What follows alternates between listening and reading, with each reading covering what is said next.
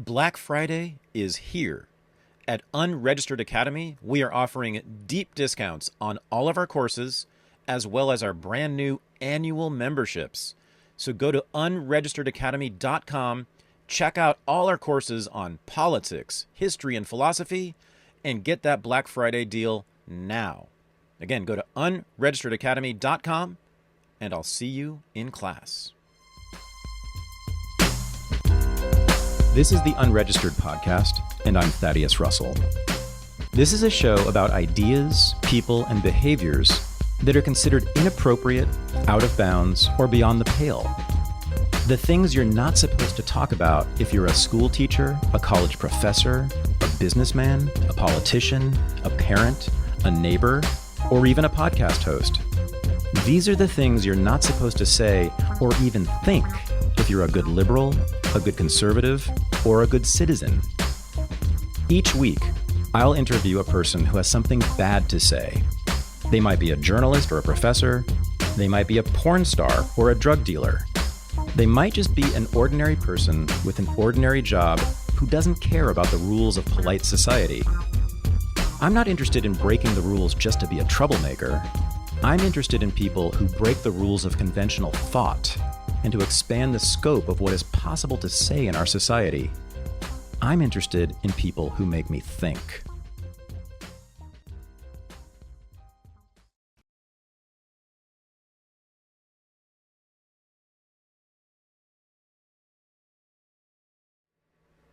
There are some people in our society whose addiction to drugs is so advanced, so far gone, that for all intents and purposes, they are animals.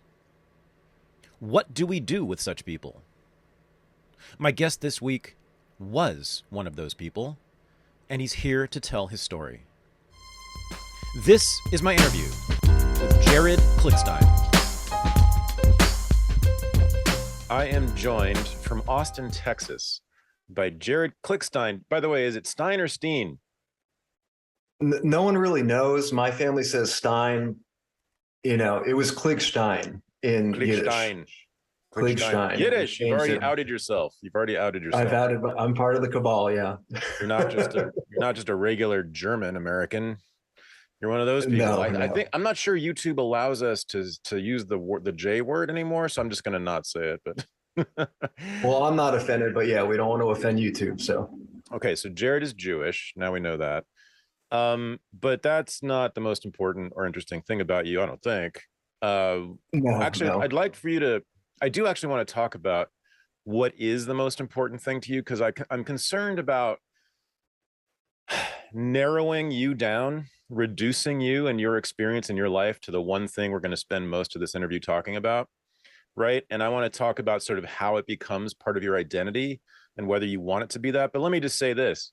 You are 32 years old, which to me is very young. 33. A lot of people is very young. 33, I'm sorry. You're 33. It's still very young. Yeah. Yeah. And you have already lived quite a life. You've had quite an adventure. And that's why you're here talking to me. I heard you on Leighton Woodhouse's podcast, and you mentioned me on that podcast. And I guess that came about because I interviewed Leighton, and you listened to my show, and you got in touch with Leighton. And I don't know, why didn't you get in touch with me, though? I'm a little jealous. Well, I mean, you're kind of big time, you know. So is Leighton. That was the next step. So is Leighton. No, Leighton is too, but you know. So I guess I intended on reaching out to you.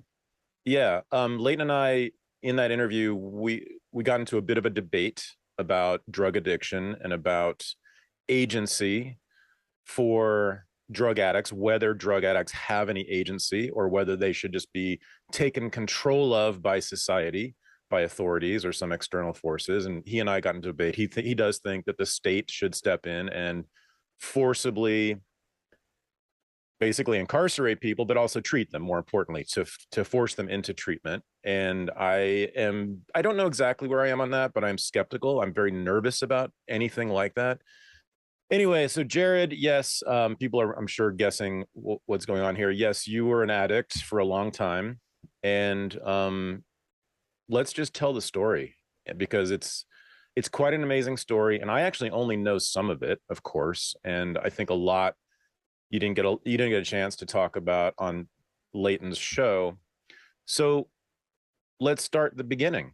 You're in Austin now, but you began in a very different place. Where'd you begin?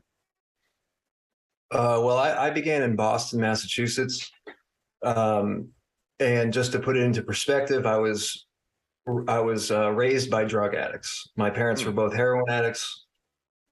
My dad my parents had me at 36, but my dad became a heroin addict when he was 12 years old. And the way that this happened, according to him, was that in his neighborhood, a lot of his friends' older brothers were coming back from the Vietnam War addicted to heroin. And it just sort of flooded the neighborhood. And he would do errands for Vietnam vets that were injured, and they would pay him, a few bucks or whatever. And one day, a Vietnam vet paid him in a line of heroin. So I kind of come from a place where, there was a lot of drugs in his neighborhood, and I also grew up in that same neighborhood. My mother was also a heroin addict, but just sort of messed around with the stuff until she was about 39, when I was, approximately like 30 or 3 years old. And drugs sort of re-entered my house when I was about 3. And this happened in a very interesting way because my mother was adopted, and her biological brother was also adopted.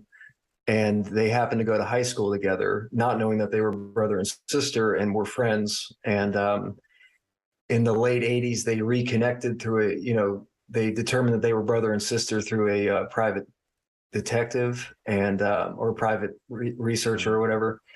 And when I was about 3, he ended up getting cut off by his parents for his heroin addiction, and he moved into our house and sort of brought heroin back into my house. And my parents both began using heroin again. So I grew up in a house that was it was a heroin house. And so this is your mother's father? No, my mother's brother. Brother, sorry. Okay, so yeah, right. So okay, multiple family. Yeah, and I'm not blaming him. I mean, listen, no one forces you to do heroin, but it brought it back into the scene. They'd sort of cleaned up when they had me. And one thing I want to specify that makes my experience a little bit different than most people that grow up in drug addicted houses is that my father was involved in selling drugs, so there was there was a substantial amount of money. It was like I never went without food or anything, or it's not like, oh, how are we going to pay the mortgage or anything? But they were absent parents, and this sort of changed once I was about 6 or 7 years old, when they started smoking crack cocaine at the age of 44, which is it's a pretty awkward time to begin a crack habit. And this is when shit got really bad for my childhood, because with cocaine, it's different than heroin. I mean, there's an element of paranoia and hallucinations with massive cocaine abuse. So a big part of my childhood was hiding from the FBI with my parents, who didn't actually exist. The FBI, they were hallucinating this. And by 6th grade, I was often woken up in the middle of the night by my dad, who would hand me a gun and say, "You got to cover me while we circle the house, because they're after us." And I sort of knew that it wasn't real, but it was sort of my only time to hang out with my dad. So I would kind of entertain these fantasies and basically play with my dad running away from the invisible FBI. He would give you a gun? Yeah, he would hand me a gun. When you were how old? 11, 12. Loaded? I don't know. Okay. I'm not sure. Now, I mean, it's also possible he wasn't paranoid. If he was a drug dealer, the FBI could in fact have been casing your house. Yeah, this is true. But I just don't think it, because he would often hand me a camcorder that he had been recording his closet with for many hours, and he would ask me to watch over the footage and he was under, he thought there was like a dragon living in his closet, like a dragon demon. And so it just got, these were hallucinations, pretty obviously. Right. So, sorry. So let me just set the scene here a little bit more clearly. So did I get this right? Your uncle, your mother's brother moves in when you're about 3 and he's a junkie? Yeah. Okay. So that means so you had 3 drug addicts in the house. Yeah, from about age 3 to 4. Then he moved out, but it was kind of already set in stone. My parents started doing heroin again. Okay. Yeah. So, yeah, my mother's side, her biological family's all drug addicts. Oh, really? And, yeah. Well, that's interesting. Yeah. Yeah. Yeah. Well, I mean, oh, go ahead. So what drugs are we talking about? Heroin and what else? Well, her and her brother were primarily heroin addicts. Her sister, cocaine. My biological grandfather, just alcoholism. My biological grandmother, alcoholism.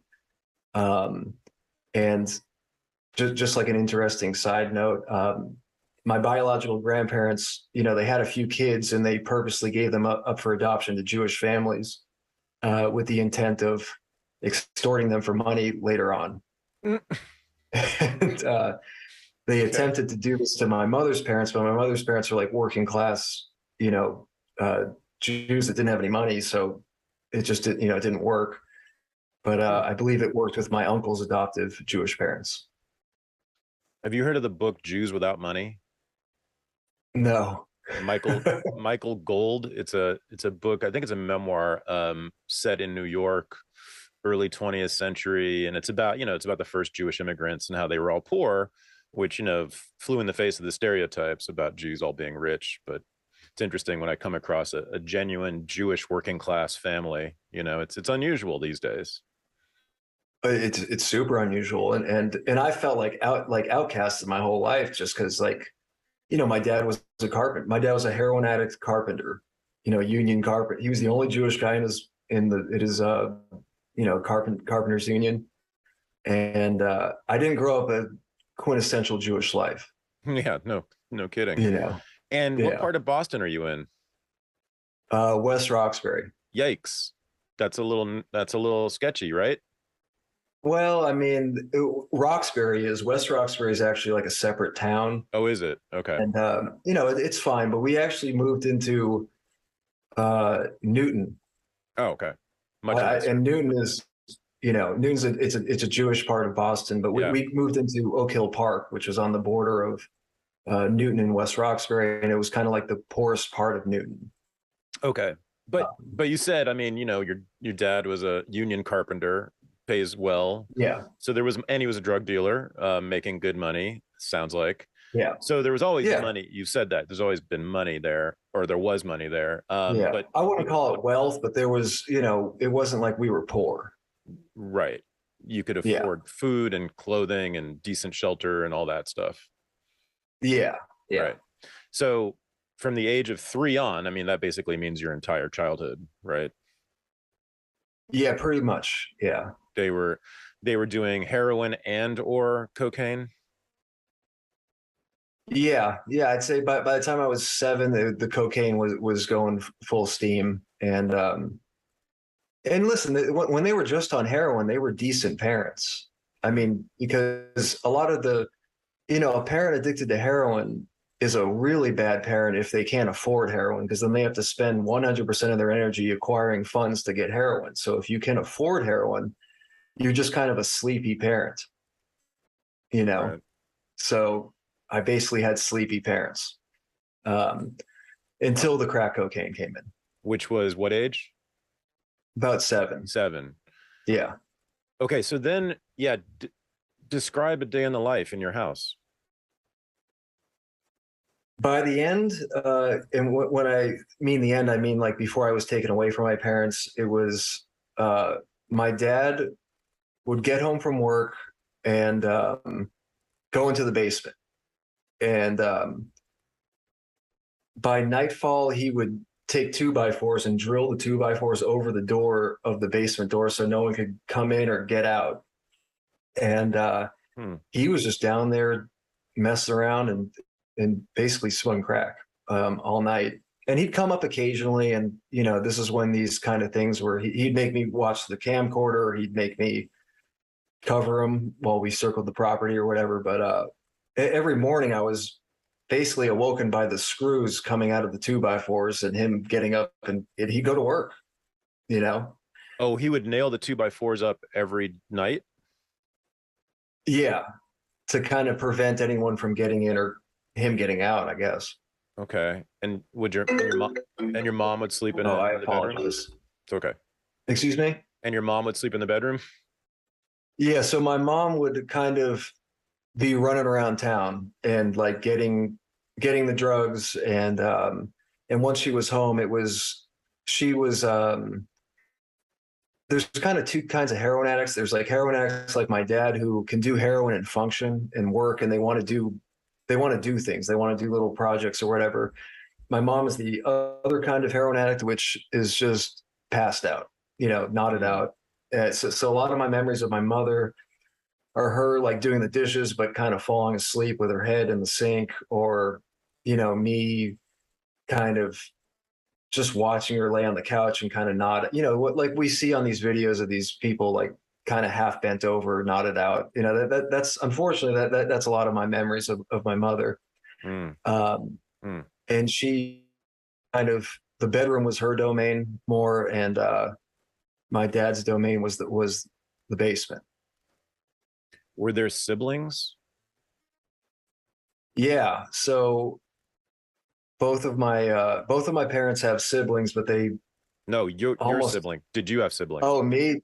No, I didn't have siblings. Oh my God. Okay, so you're an only child with them. Yeah. Okay. Yeah. So your mom's domain was the bedroom, your dad's domain was the basement. What was your domain? My domain was the living room and the backyard, and I basically ran basically the house. Yeah. By the time I was like 8 or 9, it was sort of my house, and I wasn't really raised by anyone, so the house was kind of, it looked like it was run by an 8-year-old. It was, messy. I was deeply obsessed with WWF wrestling, and kind of became obsessed with it. Possibly as like an escape thing, where I would imagine that I would become a wrestler one day, and I would go to the Home Depot and like buy trash cans and all kinds of stuff, and wrestle. My backyard was lined with old mattresses that we found in the garbage, and we would backyard wrestle, and that was kind of like where all the fucked up kids would go. The kids from the neighborhood? Yeah, the kids from the neighborhood that also kind of came from broken homes. A lot of them spent time at my house. How did you find each other? Because it was just a different time. It was like the 90s, and you just get on your bike and you'd ride to the corner store and you just kind of meet up with the other fucked up kids. And it was totally different, And my parents got high with some of my friends' parents, and we sort of knew what was going on. So, I naturally linked up with those kids. I never got into the wrestling thing. I got into martial arts much later, and I sort of missed that. But I have a lot of friends who are into it. Can you tell me what was appealing to you about wrestling then? It was so different in the 90s. It was like Stone Cold smashing Budweisers on his head and then, chugging them, and like blood and barbed wire. And I respect what they've done with it. Now it's like more family friendly, but it was like such escapism, because it's a soap opera,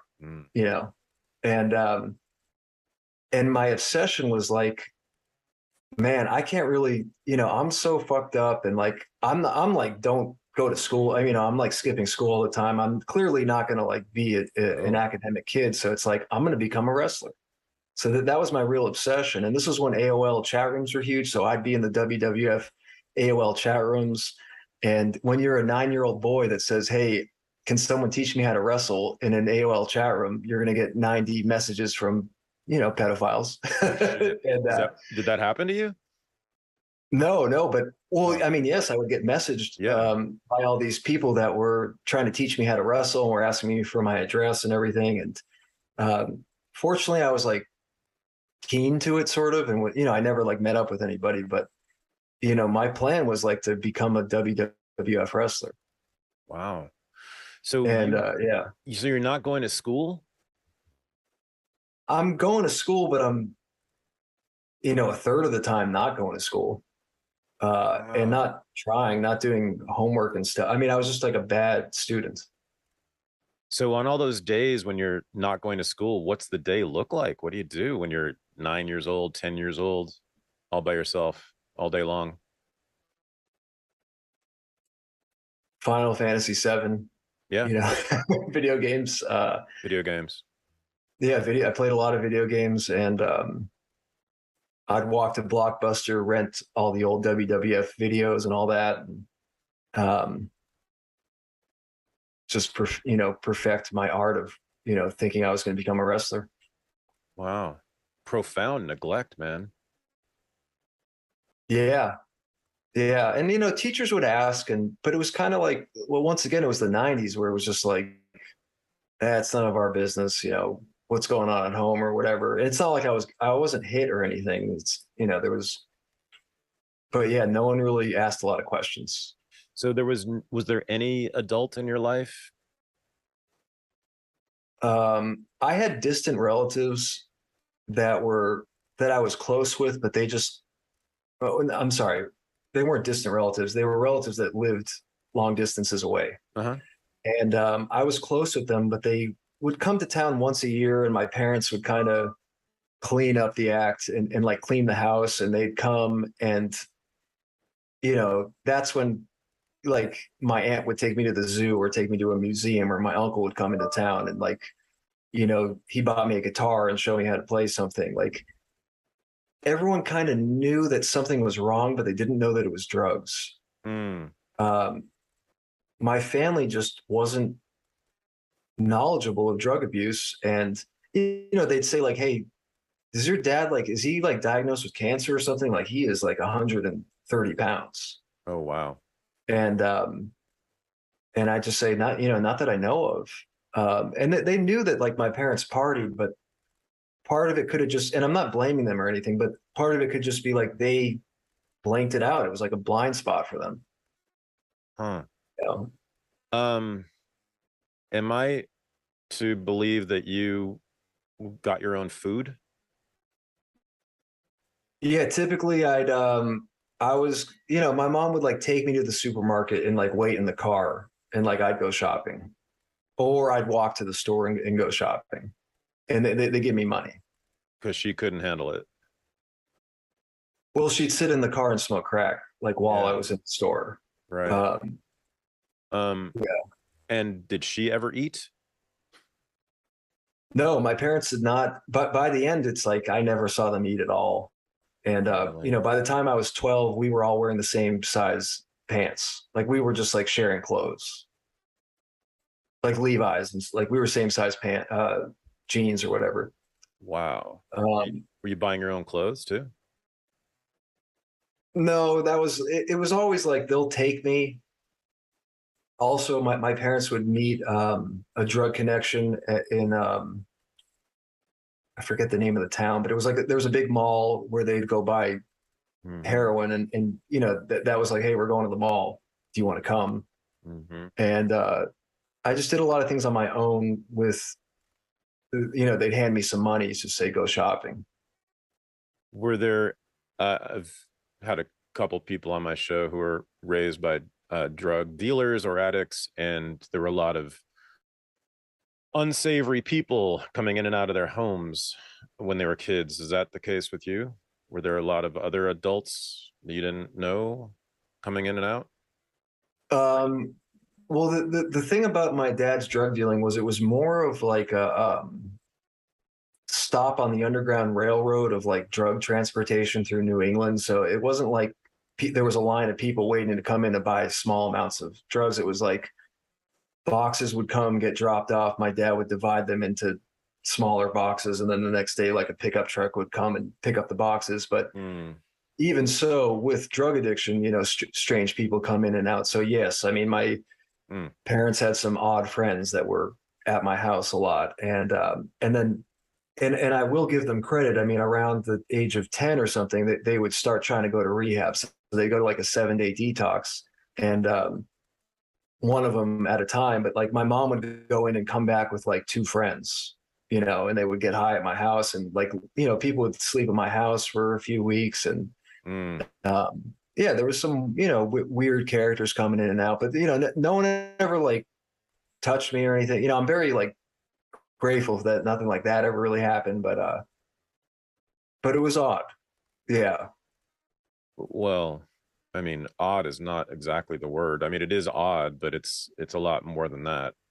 What do you, so I was neglected for sure by my parents, not on that level, and they weren't drug addicts. How it sort of manifested for me was depression and anxiety, a lot of fear, feeling sort of unmoored, like, you know, the wind could take me away because I felt like I had no base in the world, you know, no foundation. Is that, how did it work for you? I mean, when you were a kid, you probably had no way of knowing what was happening with yourself, but like looking back now, looking back at that kid, what do you see in him?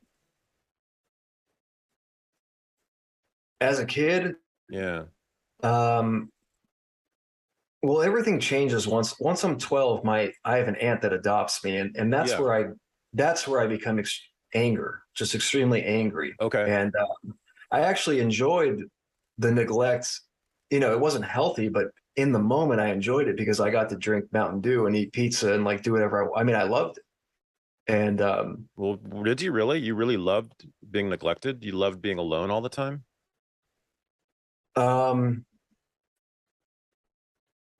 No, I guess not. I mean, some of it, of course. I mean, some of it I definitely liked. I remember at times loving being all alone in my house, which was often, but overall, no. I mean, the experience, looking back now, Yeah. I see a pretty sad kid for myself. I don't know about you, but Well, you know, it brings me back to like, you know, I was highly neglected. I wanted my mom. You know, I really wanted her to like. It wasn't that.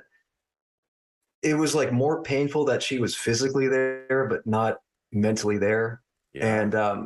And I would, now that I remember, you know, I would do things like one time I got a bloody nose when she was gone, and I, instead of cleaning myself up, I kept the blood all over my face.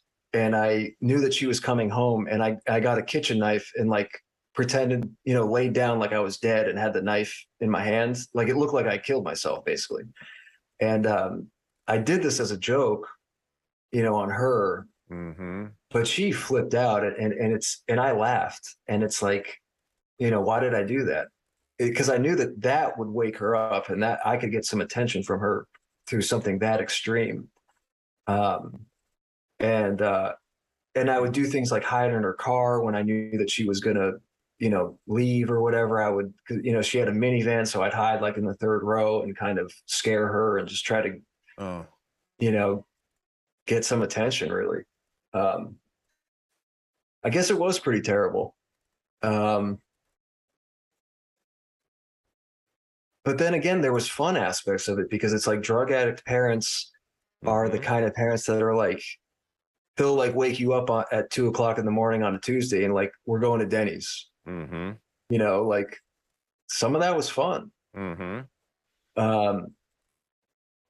But some of it was, I mean, it just got really dark, and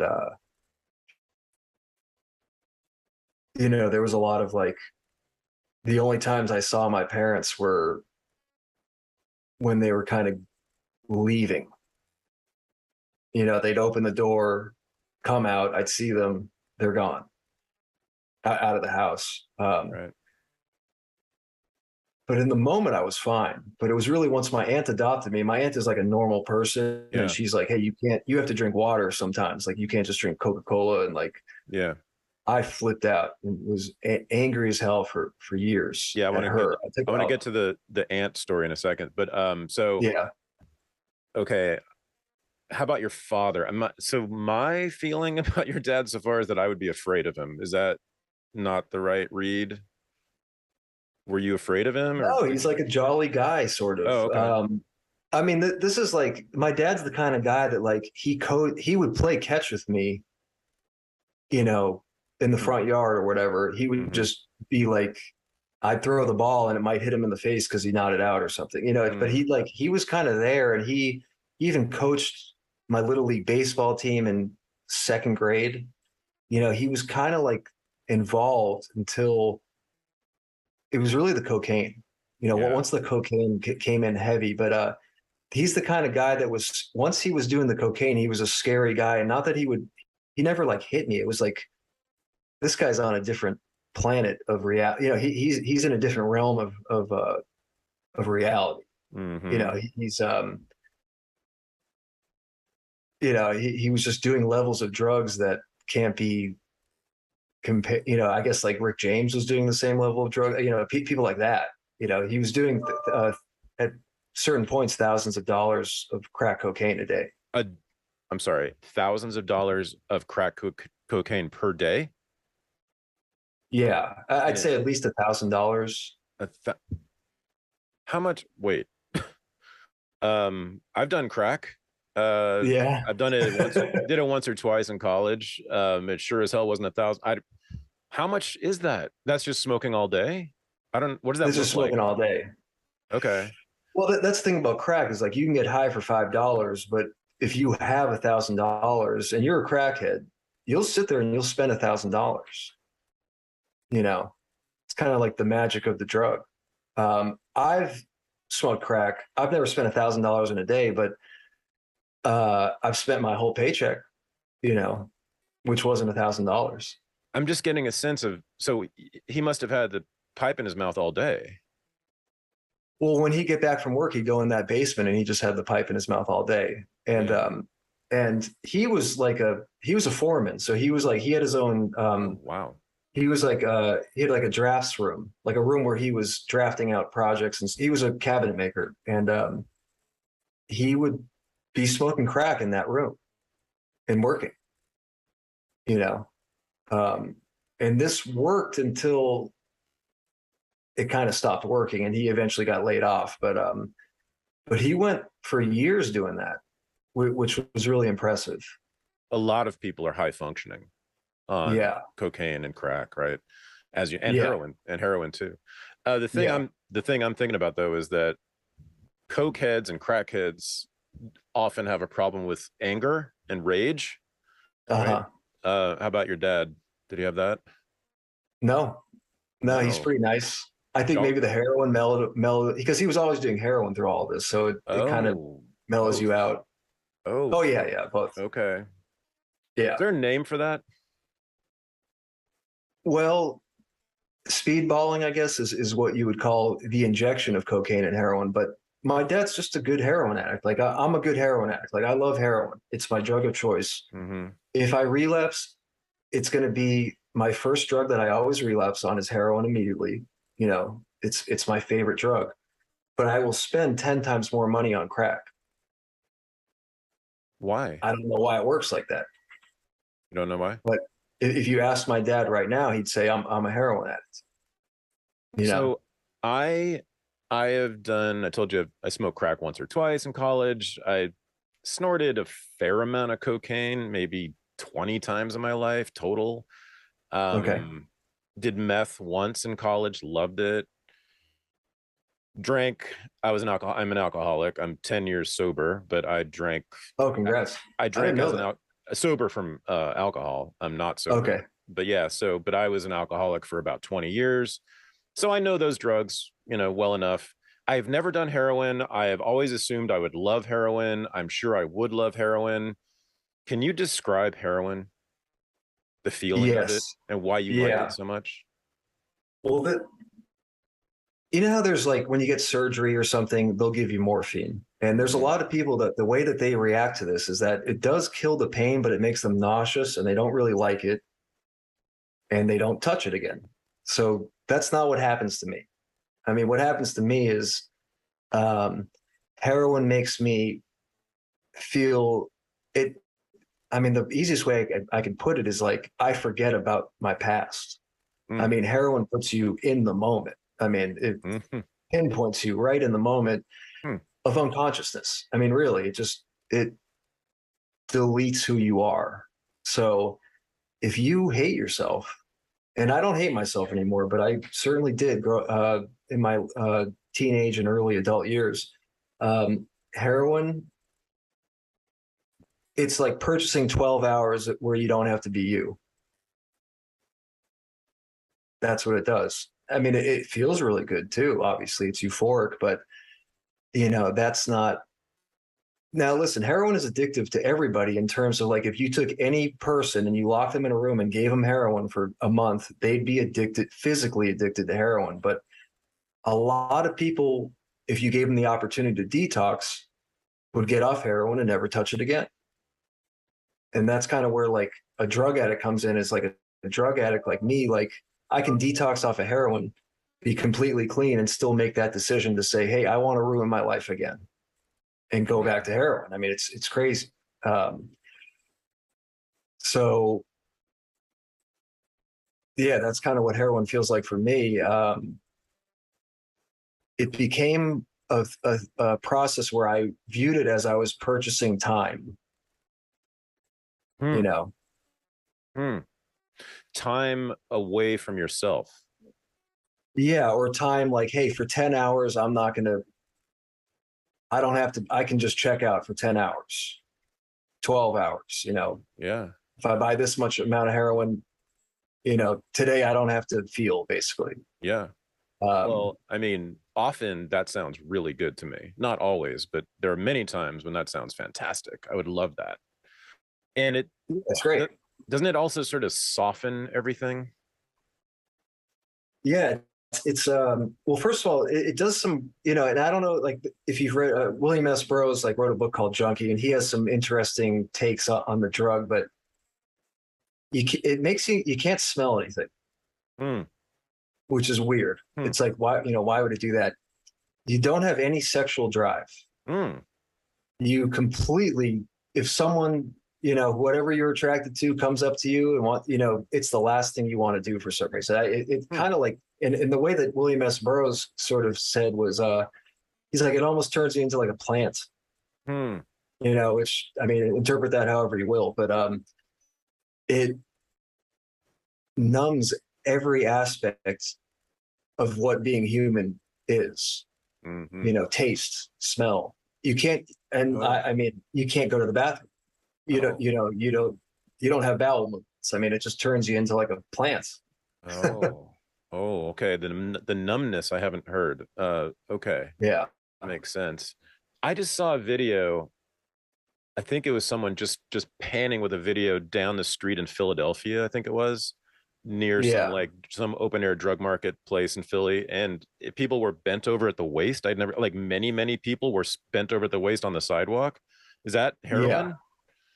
Yeah, that's the heroin stance, like you just, but that's more like fentanyl now is so powerful that like, I'm not like a guy that nods out and bends over I'm kind of like my dad, where it's like, I can do heroin and sort of do activities, really? But the fentanyl is really strong. So it's just causing people, and I've done fentanyl before, and this is kind of what happens. You just kind of wake up 6 hours later, so those people bent over are maybe standing on the worst street in America, but in their minds, they're in heaven.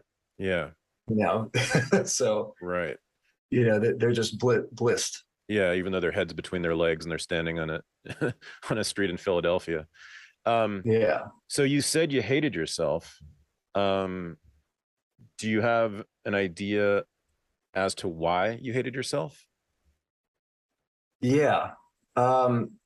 So like I said, my aunt adopted me when I was 12 and I moved to Piedmont, which is a well-to-do place. Clarify. A lot of people don't know. Yeah. Piedmont is the super wealthy, upper class city that's inside of Oakland. I live about a mile from there, just so people know, in California. So you moved all the way across the country. You moved from West Roxbury to Piedmont. Very different world, I guess. But go ahead. Yeah. So why did you hate yourself? Now, everybody was really nice to me in Piedmont, and I actually became relatively popular, and no one judged me for my past or anything, but I was surrounded by kids that not only were their parents married, but, you know, they lived with their parents and their parents had good jobs. And, you know, I knew that, oh, they were going to go to college and get handed these nice jobs after. And, you know, not like they didn't have to work hard or anything, but it's like I was around kids that seemingly had perfect lives. And I was deeply ashamed by where I came from and viewed myself as like a human piece of garbage. I was so embarrassed about my parents when I moved to Piedmont that I just told everyone they died in a car accident, because I couldn't even, like, I didn't want to admit that the truth was worse to me in my head, you know, than what that was. You told people that your parents were dead? I told people that my parents were dead. Yeah. Oh my. At first, I mean, a few years went by and some of my close friends, I told the truth, but and I'm not trying to take a dig at Piedmont or anything. Piedmont was, it was a nice place to grow up. And I made a lot of close friends, and no one ever almost never made fun of me for not having parents, you know? So you hated yourself because of who your parents were? Like a status thing? A status anxiety? Well, it was like, you know, your parents are kind of junkies, and how does this story end without you kind of going down the same route is what I always kind of imagined. And I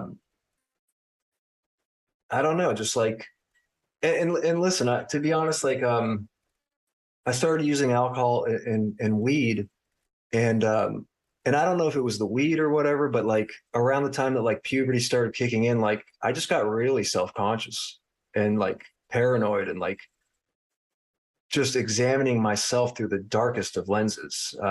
You know, you're a piece of shit. You come from two pieces of shit. I mean, it was kind of like it was like the way that I processed my anger towards my parents for sort of failing as parents. And then realizing I'm the spawn of this.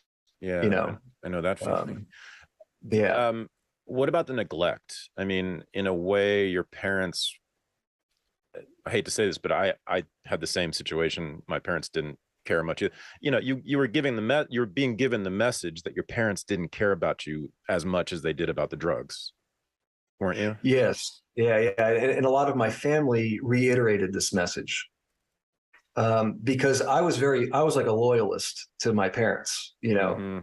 When my aunt adopted me, and my aunt is a hero. I mean, my aunt adopted a feral child and brought her into her home in Piedmont and gave him a life. Yeah. And I treated her like shit and blamed her for everything. I looked at her as, you took me away from the happy place. Right. And the happy place was a thing that I made up in my head, where it's like, my parents were fine. They just need to get off the drugs, but they were great. And it was kind of, I warped everything in my head where I blamed her for everything, you know. And my parents were good people. I mean, my parents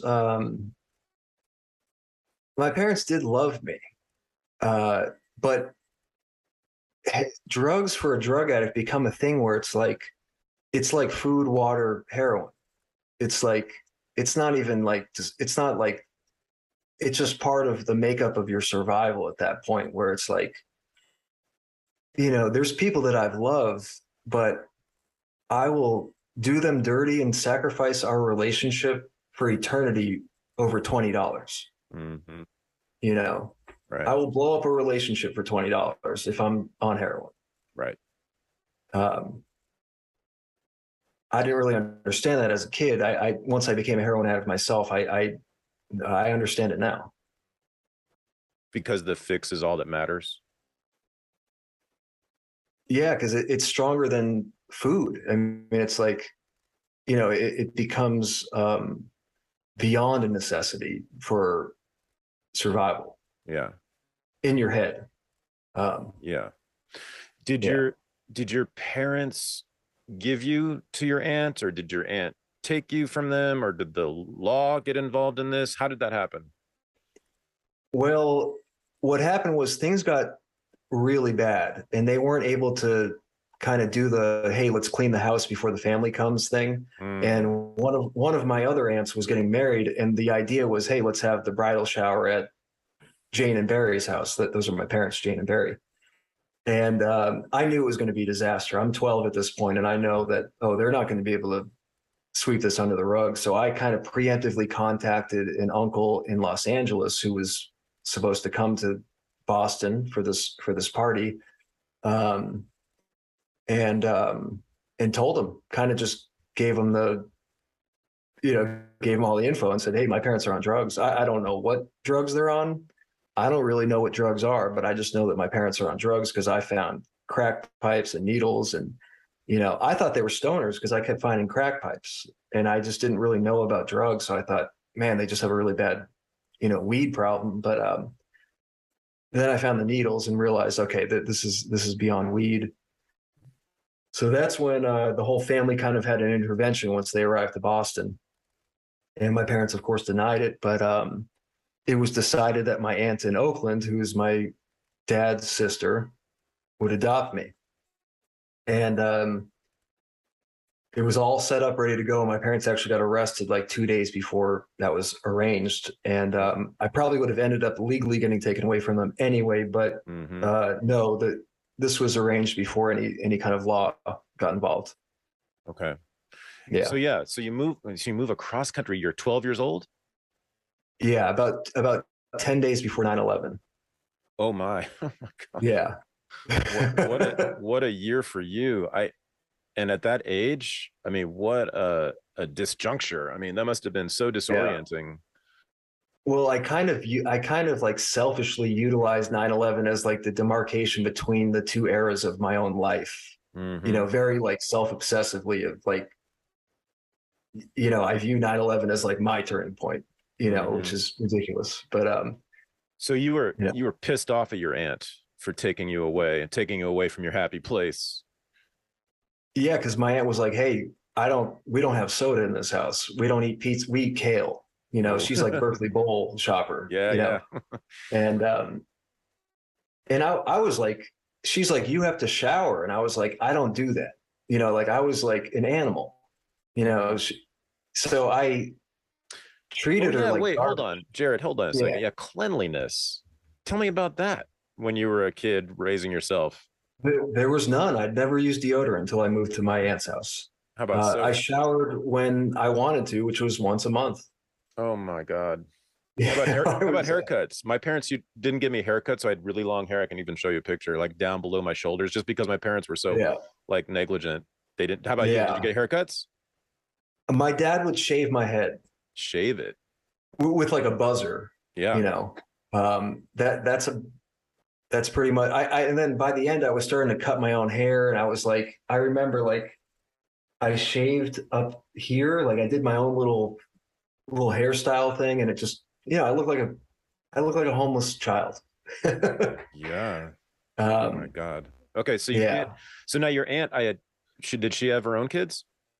No, my aunt and uncle did not have kids. Okay. She was always like my cool aunt that would come into town and like teach me about history, or my aunt traveled the world. She's like, this is what Morocco's like, or she was kind of like this cool kind of like ex-hippie aunt. And then I moved in with her, and it was like I could not accept it, because also I was under the assumption that my parents would go to a 30-day rehab and everything would go back to normal. And that didn't happen. I mean, I lived with my aunt for 8 years or 6 years or something. Wow. My parents just never got it together. So my whole attitude was, okay, I just have to put up with this situation until I can go back to my parents. But what I didn't realize was that it was the opportunity of a lifetime. I mean, my aunt and uncle are good people. They're, educated, cultured, and nothing against my parents or anything, but like, my dad is what I would consider a blue collar genius. He is an amazing woodworker. I mean, he built John Kerry's desk. He did, who's the famous, God damn it. He did Yo-Yo Ma's kitchen. That's who I was trying to think of. Okay. Yeah. So he was kind of like a very gifted carpenter. Hmm. But I don't know if I can't tell you the last book he read. Right. You know, he wasn't a well-read man. He was a Boston blue-collar guy that wasn't very cultured. And my aunt was, you know, Okay. so my aunt took me to, within a few months of living in Piedmont, my aunt took me to Paris, France. What? And I was like a piece of shit the whole time. And it's like, I just had no concept of like, your aunt is, because you got taken away from your parents, you're seeing parts of the world that you just would have never seen. You know, she showed me Kurt Vonnegut. You know, she gave me a Kurt Vonnegut book. She showed me Led Zeppelin 1 on vinyl. Like she had a record player. Like, and these are things I just would have never, ever been introduced to if I had stayed where I had stayed. Mm-hmm. I actually credit her with like the reason why I'm not a complete idiot right now. But I hated it. I didn't like it. You know, I wanted WWF and Mountain Dew and microwavable pizza. I didn't want kale and the Opera House in San Francisco. Like that's not what I wanted, you know? And the whole time it was just like, whatever, fuck this bitch. Like I'm going to be out of here. You know, my parents are going to get their shit together any minute now and I'll be out of here. And that didn't happen. But now you're saying it's one of the best things that's happened to you. Yeah, I'd say honestly, I'd credit the growing up with. I mean, they taught me how to like use soap. You know, Wow. but not only that, it's like they took me to Japan, they took me to France, they took me to Italy. They introduced a world to me. Like growing up with my parents, like I was on the fast path to prison. Like I would have for sure gone to prison. I was already on my way to juvenile hall, smoking cigarettes, you know, smoking weed and stuff at 11 years old, like hanging out with the bad kids. And she gave me a shot, you know, by opening up the world to me. And, you know, so I kind of credit them with, although I took a 10-year detour of my own, I credit them with kind of giving me a shot at life. Mm-hmm. Yeah, you had sort of like a North Star, I guess, you know, that guided you maybe through the subsequent 10 years when you were yourself an addict. You sort of knew that there was something to live for. There was a way to live that was worthwhile, right? Yes. To strive for, right? So it's interesting that, you know, you were taken from your home forcibly, you know, against your will as a child, and then moved across the country and forced to live in this place you didn't want to live in for 6 years, right? But you say that's a very good thing, which is interesting, right? Given the subsequent history, you know, happens later with you, which we'll talk about, right? But there's a theme emerging here, right? Of external forces coming in and doing things to you that you actually appreciate, and you're glad they happened. So your history with drugs, we haven't even really talked about it much. You've mentioned it briefly. So when did you first start using drugs or drinking? I'd say I started drinking and smoking weed heavily 13, 14 years old. Oh, once you got to Piedmont. I had drank and smoked weed in Boston, but it wasn't like, it was more like forced by the older kids to do it, you know, in like a back alley or something. I didn't seek it out really until in Piedmont. So drinking and weed. Yeah. And then what happened after that? Well, you know, I drank, you know, heavy in high school and everything. And I would do anything to get alcohol on the weekends, but it was fine. I mean, I did well in school. I went to college. Yeah. And at college, everyone was starting to smoke heroin, black tar. Heroin. Where'd you go? Where'd you go to school? I went to UC Santa Cruz, the greatest UC there is. Not a great place to go if you want to kick a drug habit.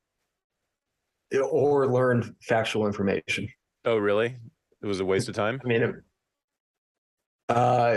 to me, I mean, I think most college is a waste of time, but especially there, yes. I mean, it's known as a drug school. It's known for its drugs. Yeah. I got a 4-year late start on becoming a carpenter. That's what college was for me.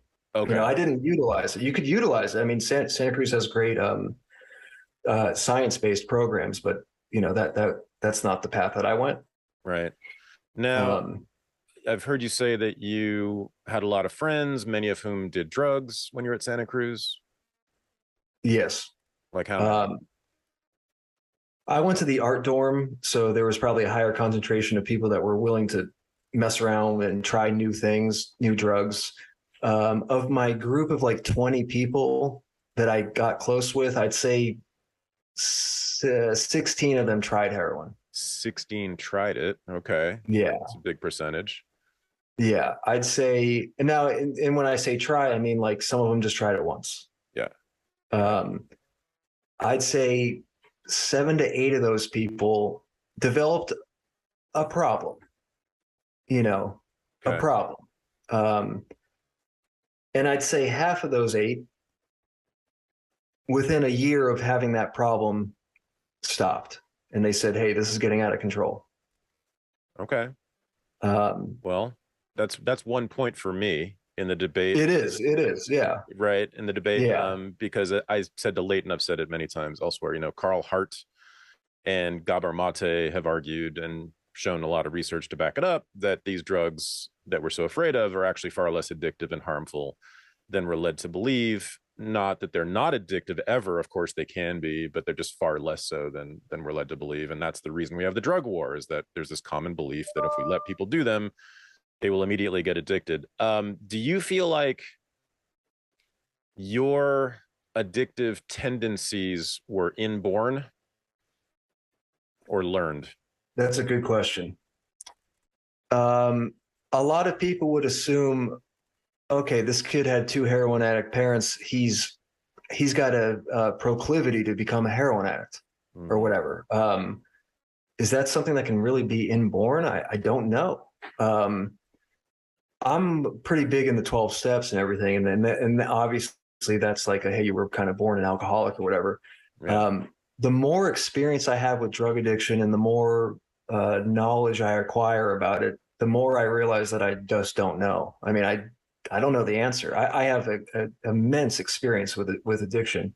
I think that I think there's a genetic component to alcoholism.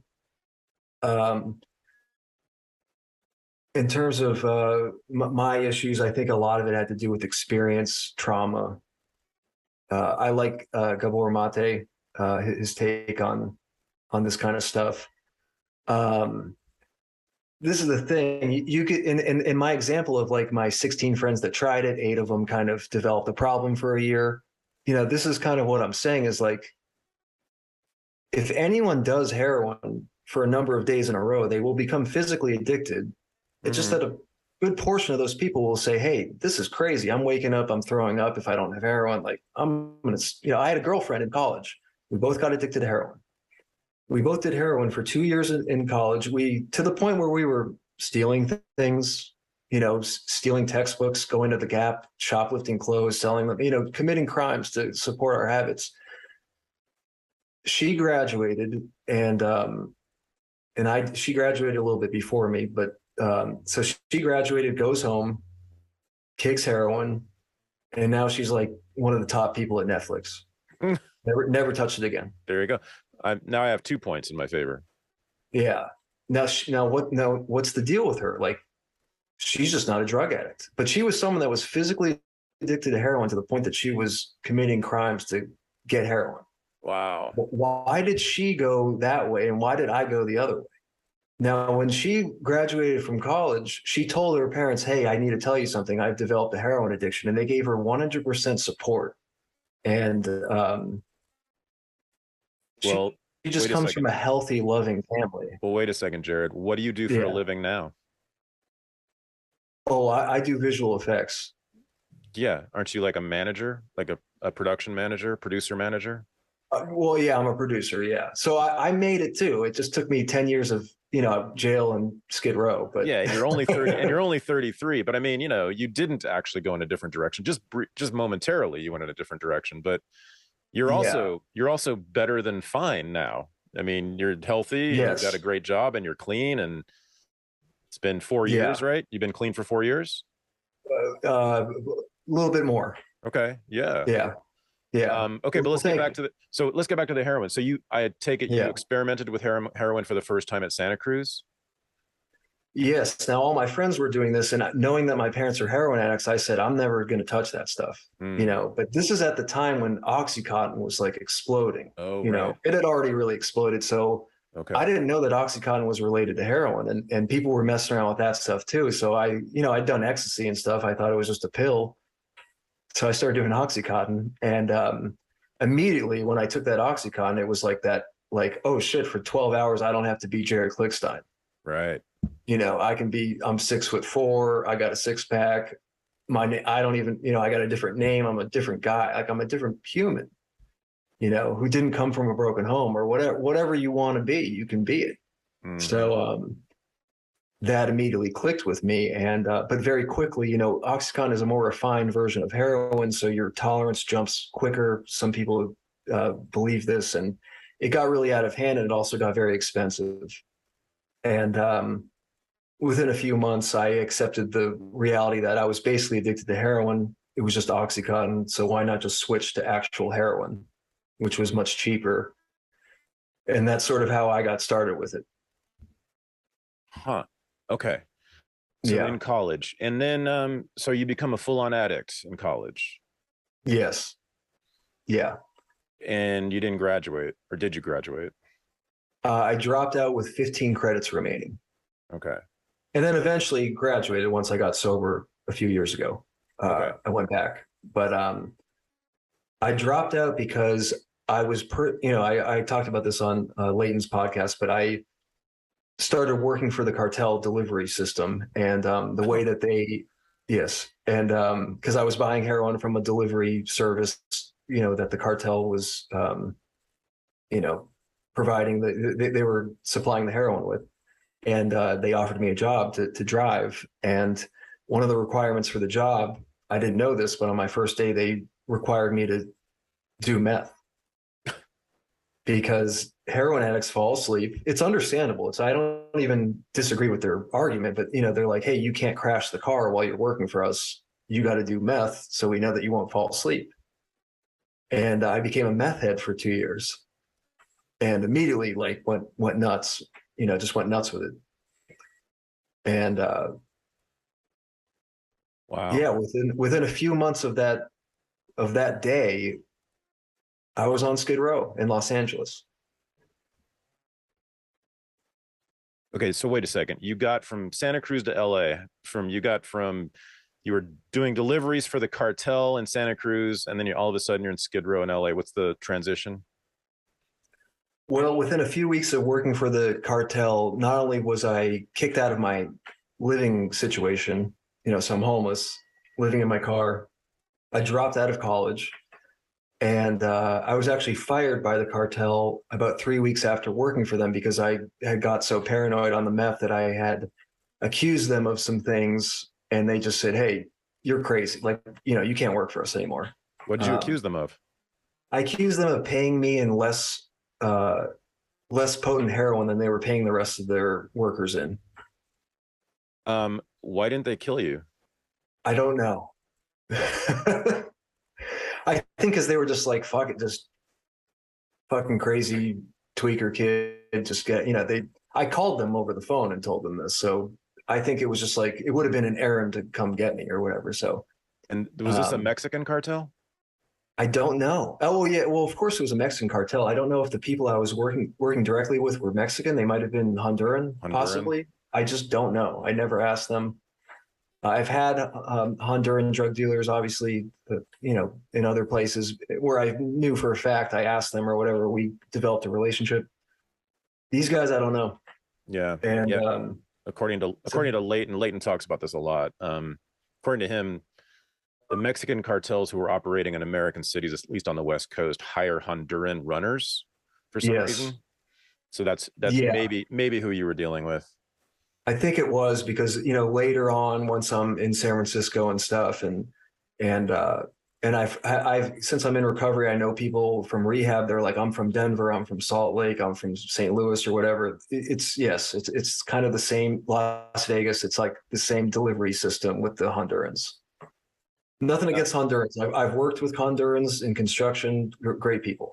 Yeah. So, I mean, Nothing against them. that you would confront them like that speaks to your state of mind at the time, right? It seems like Yeah, you might have been a bit delusional. I was delusional for sure, and kind of playing with my life at that point when you're, Yeah. threatening the cartel of doing something. No, we're talking very low level component of the cartel, but still, Yeah. these were people that I had seen with guns and knew that they were capable of doing things, bad things. So I'm very fortunate that they kind of just kicked me loose. And so this is where like my family comes in, where like I basically come clean to my family. Oh. And they're like, never talk to us again. Oh. So my aunt in Oakland is, and listen, I'm not mad at her for it. Like I stole her car, or I didn't return her car. I smashed it up, and it was a bad, it was kind of like the last, the last event of like me just being the shittiest kid ever to her. And then finally, my encore was like stealing her car and destroying it. So I don't blame her for not wanting to talk to me.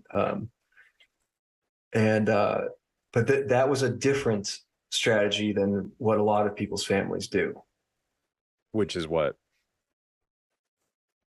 Well, come on, we'll get you into. We'll pay $30,000 for you to go to rehab, and that's what a lot of people do. Forgive.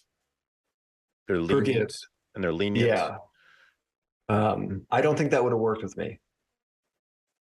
Interesting. So again, you're grateful for this very harsh sort of external punishment or ostracism happening to you, right? You're glad that happened.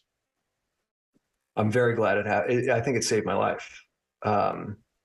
My family completely did not enable me in any way. And I went on an extremely hard road of suffering for 10 years. And somehow it worked out. It came, and it turned me into the person I am today. I don't think I'd be the person I am today if immediately they had just gotten me into a rehab and, a fancy rehab with hot tubs and Pilates classes and stuff. I just wouldn't be who I am today. And I like who I am today. Mm. That doesn't mean that they handled it correctly or incorrectly. This is just the way that they handled it. And, but I had an uncle in LA that said, I'll give you one chance. Okay. I'll get you a Greyhound ticket to LA. I'll get you into a rehab. And if you fuck up, never talk to me again. And of course I went and fucked up, and he kept his word. He said, don't contact me. Wow. And I ended up, because, my family dealt with my parents, so they know the game. They dealt with it for 10 years. My parents saying, just send it, just wire us $100 more. We need to, and then we're going to go to rehab. They dealt with that shit for 10 years. So I don't blame them at all for approaching it this way. But it left me at 22 years old in Los Angeles with nowhere to go. So naturally I went to Skid Row, and I had a pretty good time, to be honest. I don't know. I had fun. It was like a movie. When were you in Skid Row? 2011, the end of 2011 into 2012. I lived a block from Skid Row in 2016, 17. I was there too. Oh, were you? Yeah, we might have. Yeah, boy, oh boy. Were you one of those zombies who lurched in front of my car as I'm driving down San Pedro? Is that you? No, I wasn't a lurcher. I was a doer. I do drugs, and I am on a mission. Yeah. I like to climb into trash cans and dumpsters, and I'm on a mission at all times. Like I'm not a lazy drug addict. Listen, not everybody watching or listening knows what Skid Row in LA is like. And I describe it to people and they don't believe me. It's very close to this. It's about 1 mile square, the area. Yep. Okay. And I mean, how would you describe it? It has been completely taken over by homeless people who are camping out on the streets, almost all of whom are either schizophrenic or drug addicts or both. And Yeah. it's the zombie apocalypse. I mean, it really is just thousands and thousands and thousands of zombies living on the street. And this is downtown LA, in this huge area of downtown LA. You cannot, as I said, I'd lived right next to it. I would have to drive all the way around it to get home. If you try to drive through Skid Row, someone would walk in front of your car, fall in front of your car, run in front of your car, attack your car. It is, Yeah. and I can't imagine anyone, and certainly not my sweet friend Jared right here, Yeah. living there, dude. Like, I really, like, you're not insane. You're not off your head right now. So it's hard for me to picture you living in Skid Row. How did you, I mean, can you tell me the days leading up to that? I mean, what were you thinking and how did you get there and what were... Well, this is how it started. I was at a rehab in Pasadena. Okay. And I get little passes to go to the store or whatever. But what I'd really do is get on the train and go to Skid Row and buy heroin. So I was familiar with Skid Row as a customer.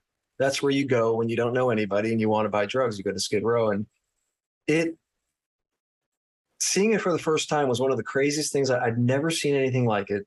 I never imagined I'd end up living there. But it's really like a 10 by 10 block area where, like, in 2011, you couldn't drive down San Julian. Like, it was, right. It wasn't even that there was tents. There was people. There was just people yep. wandering in the street. Like, right. And, it was fucking scary. And people know that, hey, there's a lot of people that come to rehab to LA and then they want to relapse. They come down to Skid Row and you're a target.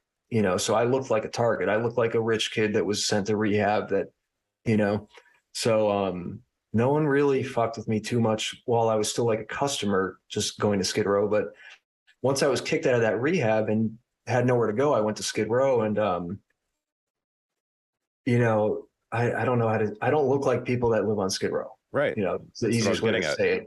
Yeah. In fact, and imagine I'm 33. So at 22, I looked like I was 15 years old, you know? And I think people were so flabbergasted at like what a clean cut, like white boy I looked like, that they just kind of didn't fuck with me because they were like, you know, this is like a setup or something. This guy's an undercover. I don't know what's going on. Like, people didn't fuck with me a whole lot.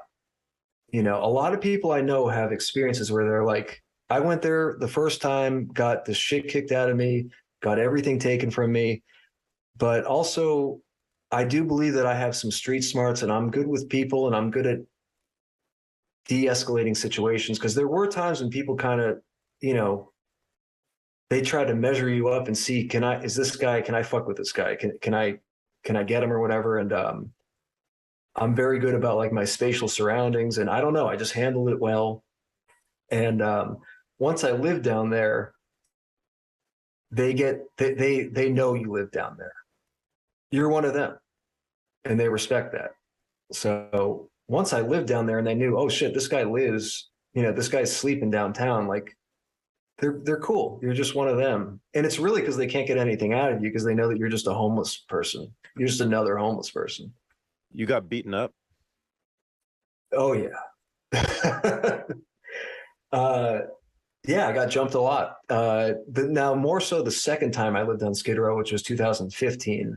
I lived there for a whole year and I got jumped all the time. Knife to the throat, gun pulled on you, like a lot. Sucker punched a lot. Why? I don't know. You know, by then it was like teeming with people that were clearly schizophrenic and would just attack me for some reason. Or I had situations where there was just, I don't know, there was like this guy that was like a gangbanger from South Central or something, but he would come to Skid Row to sell drugs or whatever. And he just didn't like, for some reason, I didn't buy drugs from him one time. And I went to like the next guy over and he just had it out for me ever since. And it's like every time I ran into him, he'd pull a knife on me, you know, in the bathroom at the Midnight Mission or whatever, and just empty your pockets. And, you know, so there's situations like that. But for the most people didn't really mess around with me unless they were like delusionally schizophrenic or something. You know, that was like the majority of my attackers, I'd say. God damn, man. Where did you live? The first time I lived on Skid Row in 2011, I lived at Occupy LA. Oh, right. Yes, which was right. Politics on City comes Hall. into the story. That's yeah, right. yeah. Of all things. So you were an Occupy guy too. You were a homeless Occupy guy. I was a homeless Occupy guy because they were handing out tents. I mean, I wasn't there for political reasons. Right. I got kicked out of that rehab and I went to Skid Row and someone was like, hey, there's like an Occupy thing happening. Like, you should just go there because, you know, they'll have tents and like food and stuff. A lot of the tents in Skid Row were handed out by Occupy activists, right? Yes, or some were people donating to the Occupy movement or whatever. Occupy, I'm not saying I don't. Yeah. Sorry, Occupy played a key role in developing Skid Row to what it is now, right? Because of that. I don't know what it was like before, but it definitely brought a lot of people to the area. But I think, you know, you're either about the homeless life or you're not. So it's like there was a lot of kids that came to Occupy and slept outside and, you know, did the thing. And then once it kind of ended, I don't think they stuck around on Skid Row forever. I mean, they left. I didn't, you know, I didn't leave for quite some time, but I looked like someone that was there for political reasons because I was like a 22-year-old guy that went to UC Santa Cruz and Jewish. You know, I looked, yeah, Jewish. And but I wasn't. I was there because I was like a fucking heroin addict and a meth head and had nowhere to go. And quickly I found the people that were also there to exploit the situation that were just drug addicts. And they were typically, you know, I found a group of like Southsider Mexican gangbangers that were kind of so far out on meth that they sort of got like ostracized from the gang life and they just kind of ended up on Skid Row. And that became my crew. Wow. Yeah. That's a hard crew. Yeah. It was Chinola, Boxer, Shadow, Youngster, Smiley. Do you keep in touch with them? No, I don't. I mean, I would, I don't know their face. I don't know their names. I don't even know their real names. You know, but I keep in touch with other people I know. Were you living in a tent? I was living in a tent. So I got there, I got my tent. I eventually, you know, sold that tent and I just steal tents from people. You know, the thing was like filled with transient college kids that would like come for a week and then leave. Or you leave for a day, like I'm taking your tent. You know, and spray painting some shit on it so it looks like my tent now. And it was very like I was really exploiting the whole situation and was robbing people blind, you know, these college kids that would come. I mean, there was kids that were there like with MacBook Pros and stuff and like in their tents.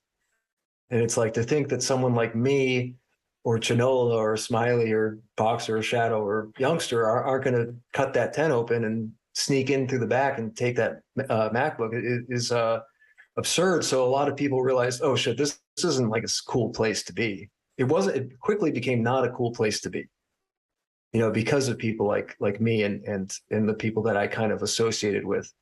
And it got dark. And then the homeless from Skid Row kind of infiltrated the Occupy space. And then the gangs started coming in. And that's when like people started getting stabbed and like women started getting raped and like violence was just every 20 minutes. There was like a brawl and then very quickly the city that's when they did their final push to take it out in November of 2011. They took out Occupy, but Skid Row remained and grew. Yes. And that's when I kind of left Occupy and moved on to Skid Row. Okay. And did you say you lived on Skid Row for a year? Yes, that was in 2015. It's unimaginable. Yes. Now I lived there. Well, I lived there for about 2 years, but 6 months of that was at the Midnight Mission. Okay. And then another 6 months of that was in jail, which wasn't technically on Skid Row, but it was like downtown Los Angeles. Yeah, you can see jail from Skid Row. It's very convenient. Yes. Yeah. Yeah. We're going to talk about jail in a minute, though. Yeah. So, okay. So living on Skid Row, being homeless, in a tent. How did you sleep? Well, I was doing a lot of meth, so I mainly slept every 3 days. I stay Oh, up for 72 hours and I sleep for about 20 hours. And you're with your crew, so like someone's watching out for you at all times. And actually, when we left Occupy, we were kind of on the outskirts of Skid Row where we lived by Union Station, freeway on ramp to the I think it's the 10, yeah, where you're really like Japantown or what, or Little Tokyo. Little Tokyo. Yeah. Yeah, so we lived there. We had a crew. Someone was always there to watch all our tents and all our stuff. But you kind of just, I mean, my schedule was 72 hours awake, 20 hours of sleep. And someone would watch out for you when you were sleeping? Yeah, because it was almost like a campsite, like it was a freeway off ramp, like mulched area that it almost felt like we were camping. And you trusted those guys? Yeah, yeah. I mean, they never did me dirty. Really? There's a reason they never did me dirty. I mean, one of them, there was an outsider named Frank that came in one time to our crew that was connected to them somehow, and he stole my bike. Mm. And he admitted to stealing my bike, and Youngster beat him up for it. Oh. Which I was like impressed. I was like, damn, I didn't know, I didn't think that like Youngster would care about me like that. But I played a vital role because I was young. I was white, so I was able to get into places that they couldn't get into, and I was able to do things that they couldn't do. And it may not be necessarily because of my race, but it was because I looked so clean cut that I was making a lot of money. I was able to go into any store and steal anything. I was able to go to Union Station and play the sympathy card and tell people that, hey, I was fighting for political rights at Occupy, and then the evil fascist government tore it down, and now I need to get home to Oakland to see my aunt for Thanksgiving. And so people hand you $60, But Youngster can't do that because Youngster has face tattoos, so like I played a very key role to their crew, and they played a very key role in protecting me on Skid Row as my introduction to Skid Row, really. Oh, so you shared some of the money you made panhandling with your crew? Yeah, because I was making a lot of money, and they just wanted meth, and meth was relatively cheap. And yeah, I'd smoke meth with them and kind of look out for them. Smart. And they in turn looked out for me. Smart. Yeah. Because I had no idea what I was getting. Now, by 2015, I know the deal. I was kind of like on my own once I returned back to Skid Row. Wow. Okay. You go to jail. Yeah. How'd that happen? Oh, well, I've been to jail a few times. Okay. Are you referring to like the main time? You tell me. I don't know. I know about one time, but go ahead. Just tell the story. Well, I end up on Skid Row again, basically. 2015. Okay. And I'm homeless on Skid Row for a long time. I eventually get a running partner, me and a guy named Ryden, and where we kind of sleep next to each other. We protect each other. We shoplift, boost together as a team, and we make a lot of money, and we kind of run most of a year together. And then towards the end of that year, I find myself in a Panda Express where I get sucker punched while I'm on the phone, and somebody that punches me takes that phone. So I take out a knife and I basically threaten him with this knife. And long story short, that I end up going to jail for assault with a deadly weapon. I'm not convicted of it. I was charged with it. And so yeah, I go to jail, and what's funny is that like I've been asking for this. I've been kind of like praying in a way, or just begging to be taken to jail, because I wanted to get off Skid Row so bad and kick heroin. I actually want to go to prison really bad. And I got my wish, I got to go, and I'm not saying it's the greatest solution. It's the greatest solution available to me at that time. And were you in Twin Towers? I was in Twin Towers. Yeah. So that's the LA County Jail. Yeah. And so for people who don't know this, Mother Jones every year puts out a list of the 10 worst prisons in the United States. The LA County Jail, the Twin Towers, is on that list every year, my friend, as one of the worst jails, one of the worst prisons in the United States of America. That's saying a lot because, as you know, we're the world capital of prisons, and most of them are terrible. Most of them are really third world. I have had friends who have spent a single night in Twin Towers, and they said it was by far the worst experience of their lives. They described things that I don't even want to say on this, even on this podcast. It was so disgusting what happened in that jail. They were traumatized from one night in there. And you're saying that you were grateful and it was a good thing and you were glad to go. You were happy to go there. You wanted to go there. Yeah. Well, I want to go to prison. Okay. Well, I mean, you weren't expecting it to be like Club Med, right? You knew a prison. No, but I was expecting it to be I was like, you need to get locked in a cage. Wow. Or you're never going to get off drugs. You need to just kick drugs. The only way I could kick heroin was to be forcibly locked like in a box. That's just me. I mean, not everybody needs that, but I knew that that's what I needed. I needed to go to prison, and I didn't go to prison. I went to Twin Towers, which is like worse than prison, really. Yeah, it is. Yeah.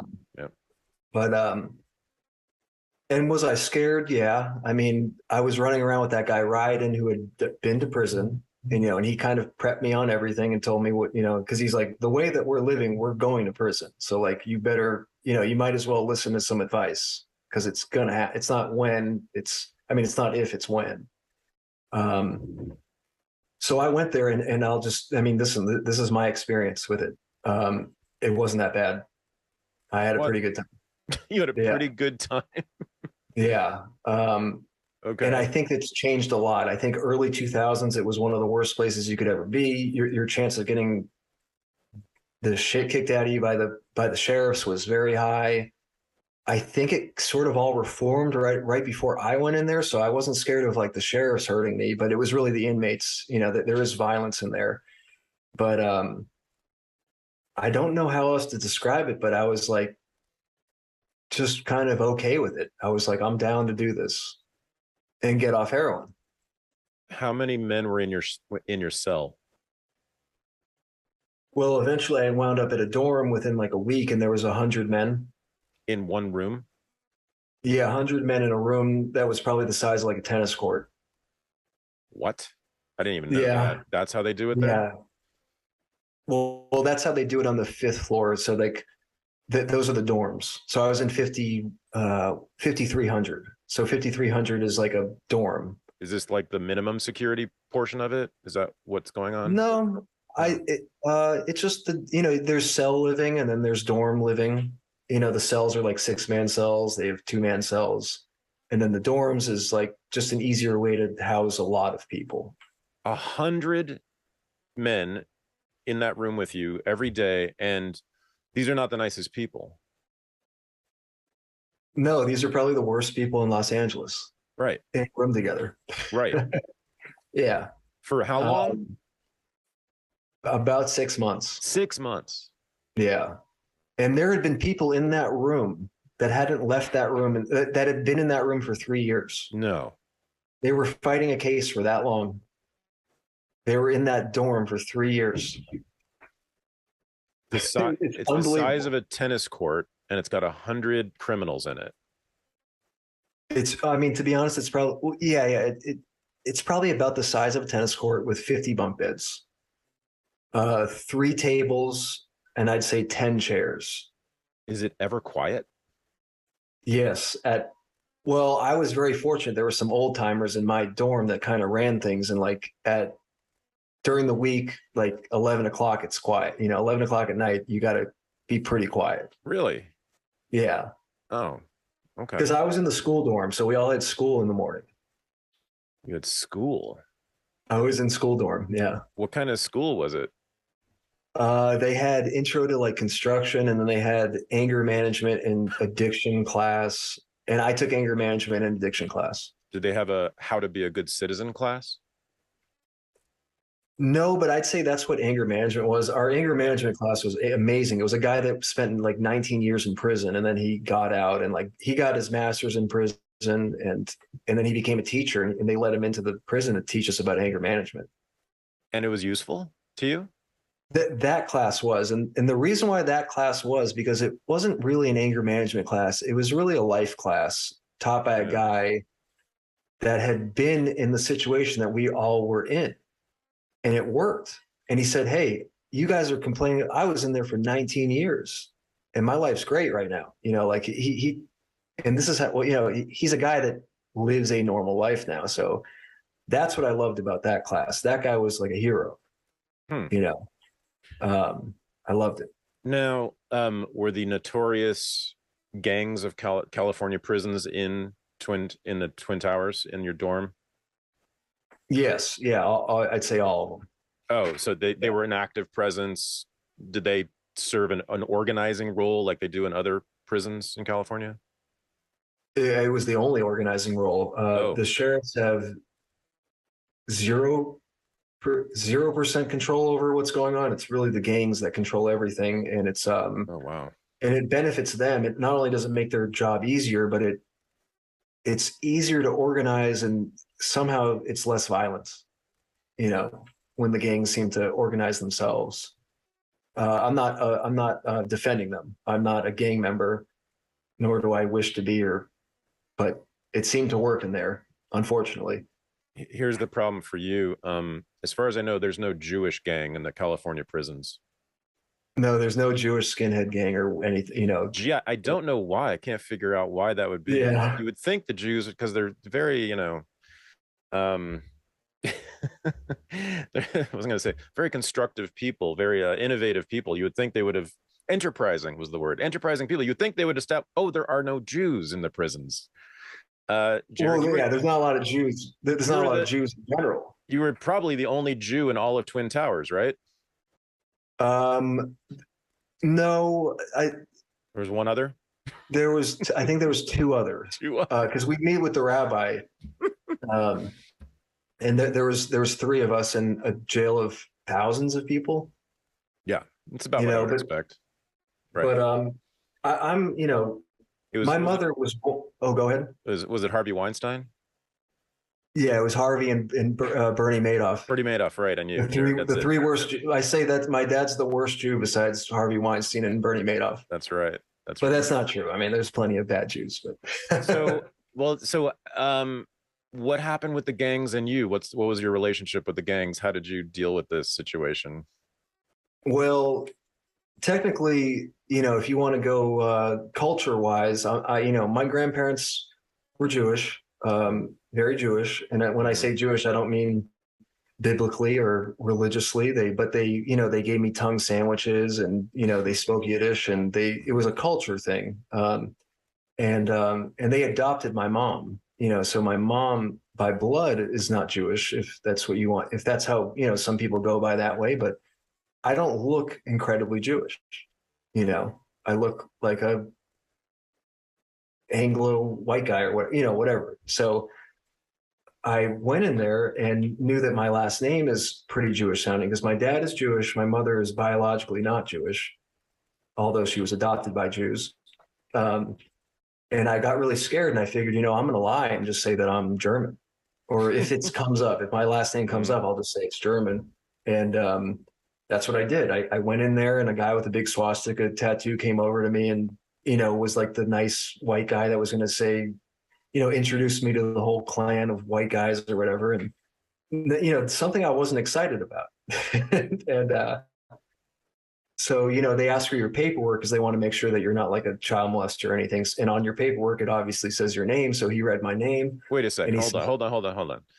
The Nazi gangster criminal wants to make sure that you're not a child molester.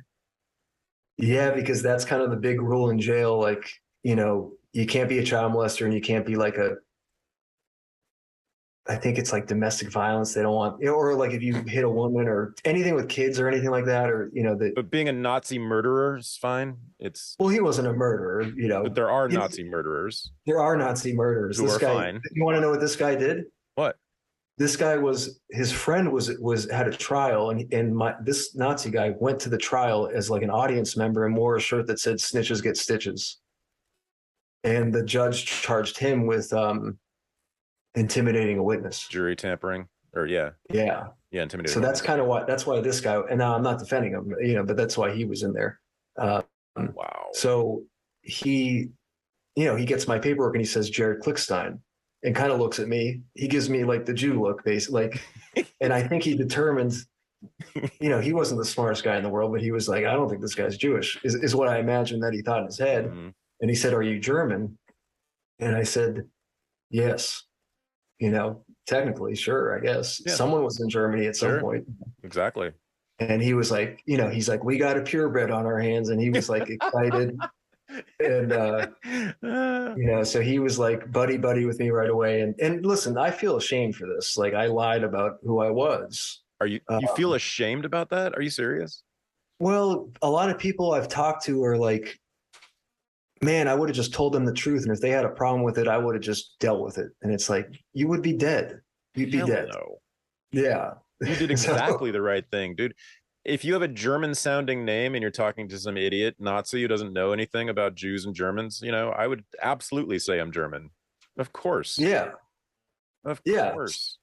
So that's what I did. And my plan was like, I don't think anyone's going to find out, No. But then, about 4 weeks into my stay, there's an old guy named Lou, who's a white guy in the jail, and he gets a special meal. He gets like his lunch comes in a blue box, and people line up to like buy it every day. And I just assumed it was like a high protein diet or something like that. But one time I examined it, and he threw it out in the trash can, and I examined it and I saw Hebrew lettering on it. So I said, "Oh my God, Lou is Jewish. Lou must be Jewish because he's getting the Jewish diet." I didn't even know there was a Jewish diet. So I approached Lou and I said, "Hey, Lou, what's the deal with your little blue box that you get every day?" And he said, "Oh, that's the kosher meal."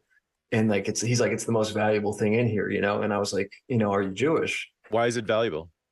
Because it just tastes really good, and it's real meat, and it's delicious. I mean, in comparison to the jail food. It's high in protein, so people want it because they're working out and everything. So Lou says, "Yes, I'm Jewish," and I said, "Oh, well, fuck, I didn't." I was like, John's okay with that, like the Nazi guy. You guys are like best friends. Like, how, what's going on here? And he's like, "Yeah, no one gives a shit." And I was like, "What do you mean no one gives a shit?" And he's like, the Nazis have really been lowering their standards lately. I mean, they really need to step up their game a bit. They're letting Jews in now. What's happening here? Well, they're not letting Jews in. They're just kind of giving them a pass, I guess. Tolerating Jews? Okay. I guess. I mean, we'll see. I don't know really, but this is just my one experience in this one dorm. I don't know what it's like. I don't want to piss anyone off if they had a different kind of experience, but Lou was basically saying, now Lou's been in and out of prison for like 40 years. He's kind of an old guy. And he's like, "Oh yeah, it used to be a problem." But he's like, the numbers kind of started dwindling for the Peckerwoods or whatever, the white guys. So like, they just don't really care now or whatever. I don't know. He kind of explained like, it's not really a big deal. The white gang is called the Peckerwoods. Yeah. They're kind of like, in general, like if you are if you're a soccer dad that gets a DUI and you go to jail, you join the Peckerwoods. Like, they're the baseline white. Oh my God. Or they're also kind of extreme kind of guys, but they're just not Nazis. Now, Nazis are like a group within the Peckerwoods. It's like if you had the Crips, but then like the Rolling 60s is like a group of Crips that are like within the umbrella organization of the Crips. So like the Peckerwoods is like the main thing. And you're a Peckerwood, unless you want to go above and beyond and become a Nazi. You're a Peckerwood. I see. So if you're white. If you're white. Gotcha. I did not know that they're called the Peckerwoods. Yeah. Okay. And they are the vast majority. A minority are people that go a little bit harder, and they're like, "I'm a Nazi lowrider. I'm a skinhead. I'm a this. That's kind of that's real hardcore, And there were a few of those guys in my dorm, but mostly just Peckerwood. So Lou said, he's like, "Yeah, you can't become a Nazi, obviously, but you can become they don't give a shit." And I said, well, shit, I'm going to go tell the shot caller that I'm Jewish so I can go get my Jewish meal. Cause I wanted money. I wanted to make money. And he was like, yeah, now expect a very vicious punishment of, a physical beatdown of the highest proportions. And I was like, I waited a few hours, I was like, yeah, I'm just going to have to get the shit kicked out of me. So I went and talked to my shot caller and I said, hey, there's a little discrepancy in what I told you when I came in here. I know I told you I was German, but I'm actually Jewish. And he like gives me the, yeah. So he's like a wild guy, and he's got crazy eyes and everything. And he was a very scary man, that clearly had some sort of Tourette's. He had involuntary movements of his hands and voice, and he was like a loose cannon sort of. And Ian Subagian, I don't know if I should drop his name, but whatever. So and as you can tell by his name, he was half Armenian anyway. Right. So he kind of looks at me and he's like, listen, he's like, you got to get that kosher meal. If you don't get the kosher meal, you're gonna get a punishment, because I'm gonna be pissed because I want that kosher meal. So if you get that kosher meal, he's like, everything's cool that you lied. He's like, it's not a problem that you're Jewish. It's a problem that you lied. So he said, now to make up for it, you got to get that kosher meal. And on Thursdays, I want the chicken meatballs. And that's it. That's the punishment. But the thing is that it's hard to get the kosher meal, because to get the kosher meal, it's not the Jewish meal. It's the kosher meal, which implies that you follow a kosher diet, which implies that you are a practicing Jew, which I was not. Right. So, you got to go in there and they test you. They ask you questions about the Jewish religion and holidays, and because everyone wants the kosher meal. So I'm in there with like a couple of black guys that are both trying to, we're all trying to get the kosher meal. And did they say they were Ethiopian? Is that how they did it? Well, I'm like the one guy that looks like he could be Jewish. So we're like all waiting in the room, and one of them's like, yo, man, you got to like, he's like, is it 8 candles on Hanukkah? He's like asking me questions. And I'm like, hey, I think it's going to be like way harder questions than that, So then I'm like, you should really get the Muslim diet, because it's believable and it's not that bad of a diet. And he's like, I already failed the Muslim diet test. He's like, I got to try this Jew shit out, So I don't know if he passed. He wasn't in my dorm. I assume he did not pass, because it's a pretty tough test. Oh man, that's hilarious. Yeah. Okay, so sum up your feelings about being in jail during that time. Just sum it up, like in one sentence. What's your position on that thing happening to you? It taught me. It was an educational experience of suffering. There's something very spiritual about suffering on a group level with a group of people. It taught me more about social. It was a crash course in social dynamics, social skills. It taught me to not be scared of violence. It taught me. That's a weird thing to say. What do you mean by that? It taught me to be less scared of physical violence. Okay.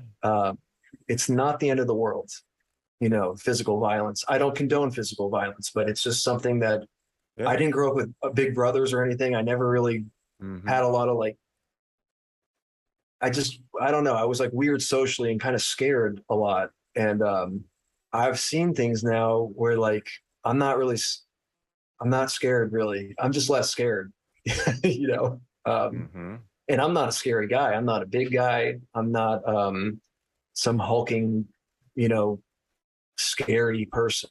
But it taught me that it's kind of like violence is mostly not permanent. Yeah. Well, when it's fists. Yeah. Which it rarely is on the street nowadays, it seems like, but right. It taught me now I'm not trying to it taught me that like to be less scared of life, I think. you know? like less scared of things like, oh, being homeless and going to prison, everybody's worst fear. Yeah, yeah. It taught me to, because yeah. I mean, those are my worst fears outside of death. I mean, it's being homeless and going to prison. That's it. That's the worst thing that Yeah. can happen to me socially, Well, I did it. So it's like, what's the worst that can happen now? True. It taught, what it taught me? The most important thing that it taught me was I go to bed every night and I have a pillow and I think about my pillow because I didn't have a pillow in jail. And I think you are so goddamn lucky that you get to go to sleep with a pillow. There's people that complain about every fucking aspect of their life. And it's like, I turn on the thing and hot water comes out. And I can take it anytime I want. Anytime I want, I can go in there and take a hot shower. Life is great, So it changed me. It's just like I am so goddamn grateful for food, like good food. I mean, just people complain so much about things where it's like, have you ever had to like grab a mattress real quick when someone, gets taken to medical pod and like cut a portion of it and make a pillow out of like someone else's mattress? It's like, you get a pillow at night, can't you be grateful for that? But I don't want to be like Mr. Hardass. I mean, it's not like you can't complain about, things in life and things that aren't fair and everything, but I'll just never I don't know. My relationship with gratitude has just completely changed forever. Did you get beaten up in jail? No, actually, I followed all the rules and was involved in a race riot at one point, but most of the violence that I was involved in was when I was selected by my shot caller to inflict violence on other people with a group of people, which I did not enjoy. I hated it. I hated it. But you did it. I had to do it. You fought? You punched someone, hit someone, kick someone? Yeah, yes, because when someone is punished in jail, or when someone is caught doing something bad in jail, their own race delivers the punishment out of respect for the other races or whatever. So, oh wow. And I'm not very big. I'm about 5'8", 165. So I was all, and it's always 3-on-1. The guy getting punished is the one, and then 3 people are chosen. And since I'm not very big, I was sort of chosen as like an abatement to a physical punishment, because you can't get 3 guys that are 6'4" to beat the shit out of one guy. So unfortunately I was chosen a lot because of my smaller stature. So you had to hit many people. You had to hurt many people.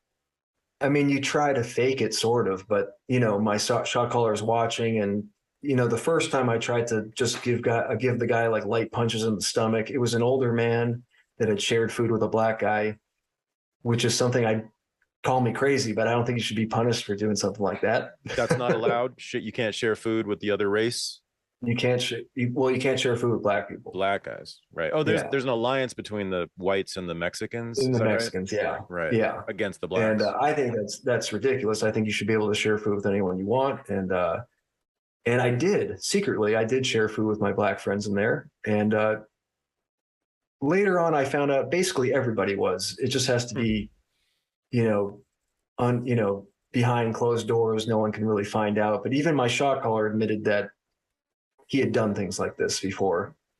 But it's all about the threat. If word gets out that in 5300 the shot caller is letting people share food with black people, he's going to get stabbed at some point.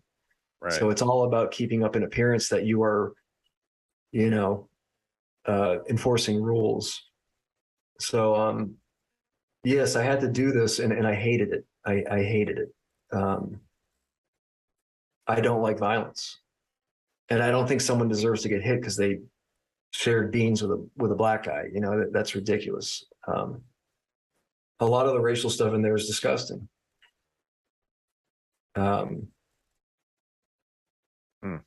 Yeah. I mean, it's just not a. And nonetheless, you talk about your time in jail pretty much only as a positive experience. Yeah. Or overall, I should say, overall as a positive thing. You're very glad it happened, aren't you still? Yes. I Well, this is the thing. And this is kind of what I've realized recently is like, now, right now, if I had to go do 6 months in jail, I'd fucking hate it because I have an Xbox and air conditioning and friends and family. You know, I got all kinds of shit in my life. I would hate to go to jail right now. But I was like homeless living on Skid Row, and like they took me to jail, and it's like, all right, there's like, you know, it's way better. At least I got a hot shower sometimes, you know. So I am very skewed in my opinion on having such a good time in jail, I think, because it was technically an upgrade from where I was. Yeah, right. But I'll tell you, getting out was scary, and I didn't want to leave. You didn't want to leave? Well, because I had nowhere to go. It was like, what am I just going to go back to Skid Row? Like, you know. So most people are very excited to leave, and I was not. You know, I was quite scared. So where did you go? I got out, called my dad. He was in Florida. He was sober in Florida at a sober living. And he said, I'll buy you a Greyhound ticket to Florida and you can move into the sober living and, you know, get a job and do all that. And that's what I did. Moved to Florida? I moved to Florida for the third time in my life. Okay. And your dad was a drunk, right? Then? No, he was sober then. Oh, I'm sorry. He was sober. Yeah. Right. Yeah, he was sober in a sober living, which you could move into for free for 3 weeks, and you had to get a job within 3 weeks, and then you got to stay and pay back rent. Okay. And that's where my dad got sober. And did you stay sober? No, I stayed sober for about 3 months and then relapsed in Miami, where fentanyl had already taken hold. So this is kind of my run with fentanyl, which was very short. I died. I overdosed on fentanyl off a $10 bag of fentanyl. I shot it and woke up in the hospital and was so scared. I said, I'll never do that again. You died, meaning you flatlined?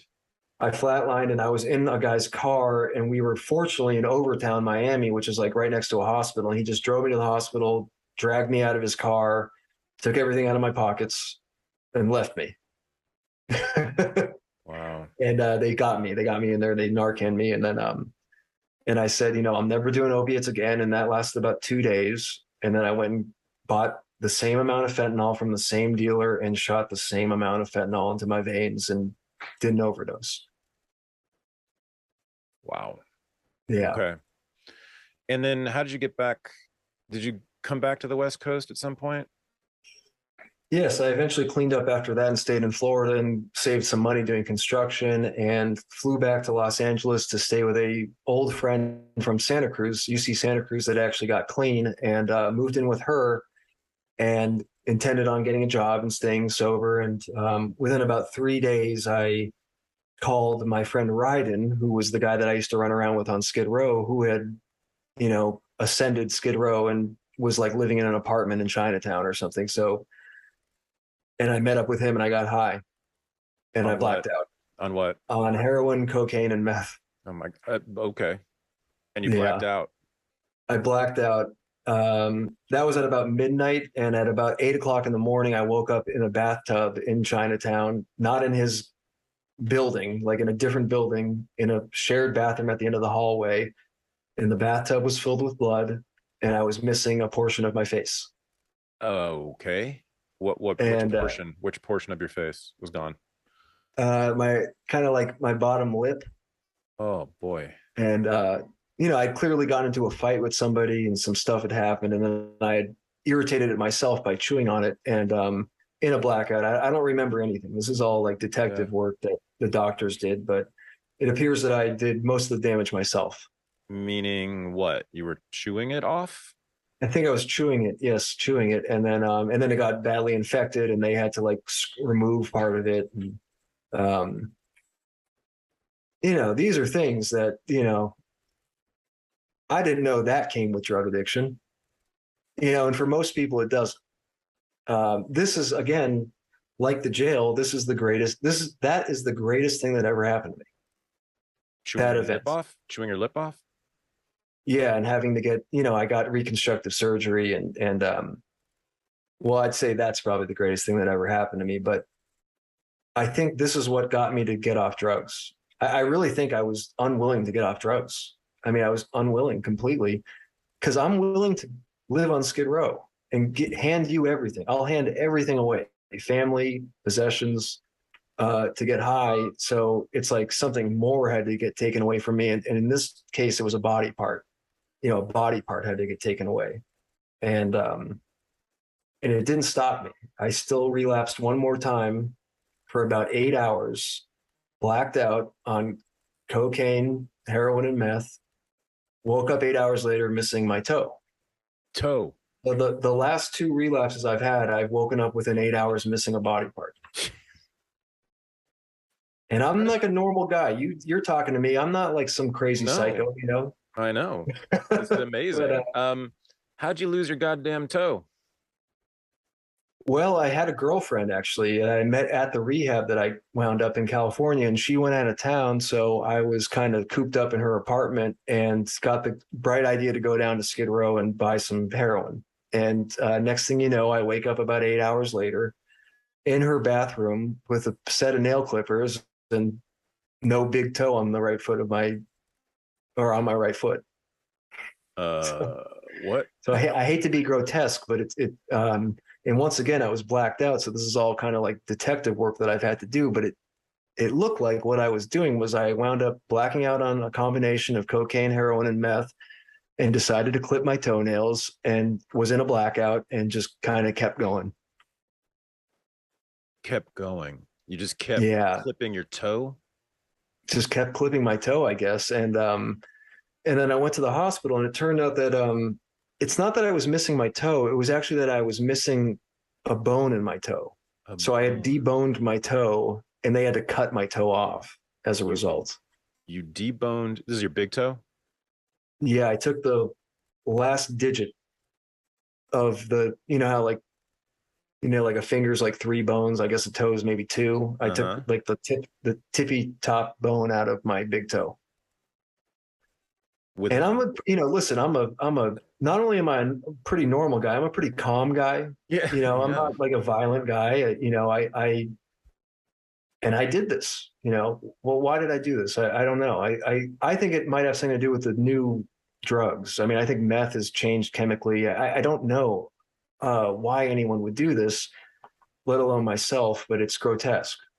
Well, the pain must have been off the charts, but I suppose the drugs were numbing it.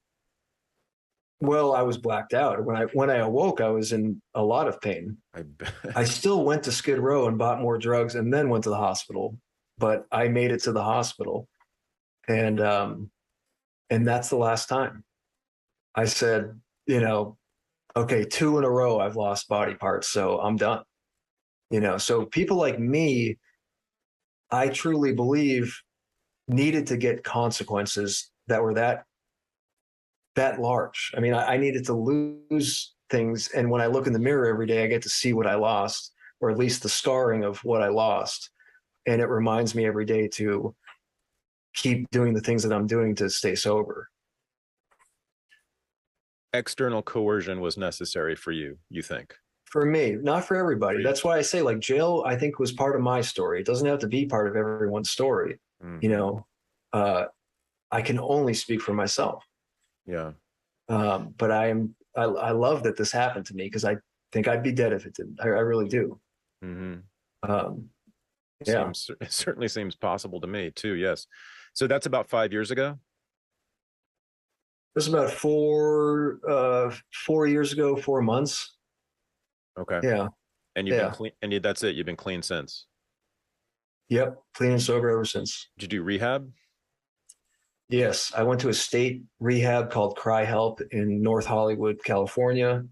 This was a rehab that I'd been to prior. And upon hearing the news of me removing my toe, they said, we'll come back, we'll let you in.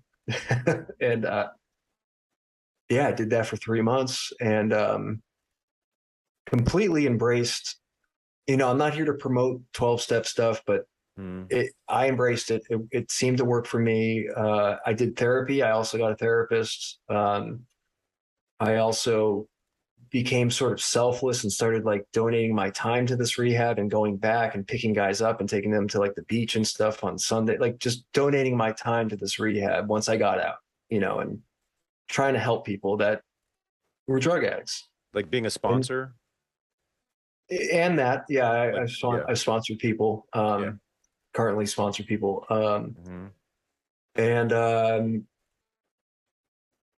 And a really key component of this time was that uncle in LA, he came back into my life. And, he said, I'll never talk to you again because you relapsed. And he kept his word for that for about eight years or something. And when he heard about what I'd done to my face and my toe and stuff, he reached out and my aunt, he's married and they have kids. Those are my cousins. And at about 6 months sober, they said, you can come over for dinner. And now those are my closest family members, besides my dad. And so I kind of believe in that Rat Park stuff. I don't know if you've seen Rat Park, the video about the rats that get addicted to drugs and like, connection. Connection is a requirement. I used the rehab as connection, because I was like a legendary almost with what I'd done to myself at this, and I know that we touched upon this at the beginning of the podcast where it's like, I want your identity to be more than just like a drug addict. But at first I kind of stood on that and was like kind of egotistical about it in a sense where it was like, I've done what I did to myself is kind of the most extreme shit I've heard about at any rehab. I'm not saying I'm the most extreme, but like, it's one of the craziest things I've ever heard of someone doing to themselves. For sure. One of the craziest. For sure. Yeah. I've been in many AA meetings, and that story takes the cake. What you just told me. That's something else. Yeah. I've heard about people maybe like killing their kids and stuff. But I didn't hear about that at AA meetings because they're in prison, but, and I was just, it was so like, everything worked out so perfectly where like, I ended up at a hospital that had a plastic surgery training program and they just did it for free. They were for free. They fixed my face and everything. You got it for free. I was going to ask you how you paid for it. Wow. Yeah. Cause I was on Medi-Cal. So like, I didn't have any money, obviously. And, so yeah, everything's kind of just worked out since then. And and listen, can I drink a beer? I didn't eat my face on a beer, I don't know, but I don't really want to chance it. I don't want to drink a beer. And next thing you know, 2 weeks later, someone offers me cocaine or something, I'm an abstinent guy. That's what works for me. I'm not. Yeah. Then you'll be missing a finger or something. Yeah. After that. Yeah. So you've stayed in touch with your father. It seems like you have a pretty good relationship with him. Yeah. I have a good relationship with him. He's sort of drinking again and in bad health. Not super bad health, but I think he's on the verge of getting sober again or maybe being in the last chapter of his life. And that's up to him. Yeah. And he knows. So I think he'll turn it around. But he's not doing heroin. He hasn't done heroin since 2011. And did you ever get from your mother what you always wanted? Did I ever get from my mother what I always wanted? Well, what do you mean by that? Connection. You said you wanted your mom. You said when you were a kid, you wanted her. Yes. And you couldn't get her because she was nodding off in the sink. Yeah. What I'll say is that, yes, my mother, I've kind of wanted a mother. And because my mom died, I utilized it as an excuse to destroy my life. And hey, this is why, all those times I was at a rehab and was like, you know what, fuck this. I'm going to Skid Row and I'm going to get high because my mom died. I used my mom to like excuse my shitty behavior. So I think it's like I have a relationship with her in a way because I have recognize this, and I do not abuse her name anymore. And I live a good life to honor her, sort of, and honor her by not following in her footsteps. And I have relationships with people, family members, where we love each other, in a strong way. And will it ever make up for not really having a mother? No, not completely, but I accept that it's as close as it possibly can. Did you ever, before she died, did you ever have a moment with her when you felt like you were really getting through to her? Well, I'll tell you probably the saddest. It's also like the saddest thing that's ever happened. But like, they got me a dog at some point, right before they kind of got taken away. It was like a really irresponsible time to get a dog. But, I said, hey, I don't even want the dog. I want to hang out with you and the dog in the park. I want you to take me to the park and play with the dog. And this is like been years since we'd ever done anything. So she took me to the park and we pulled up and we parked. I opened the door and she said, you know what? I forgot something at home. We got to go back home. And then we'll come right back. And I looked at her and she looked at me and she wasn't really that high, at this moment. And I said, no, we're not. And she said, yeah, we're probably not. And we went home. And that's the saddest thing that's ever happened to me. But it was a time where we were like completely honest with each other, because I knew that we were going to go home and she was going to lock herself in the bedroom and we weren't going to go to the park.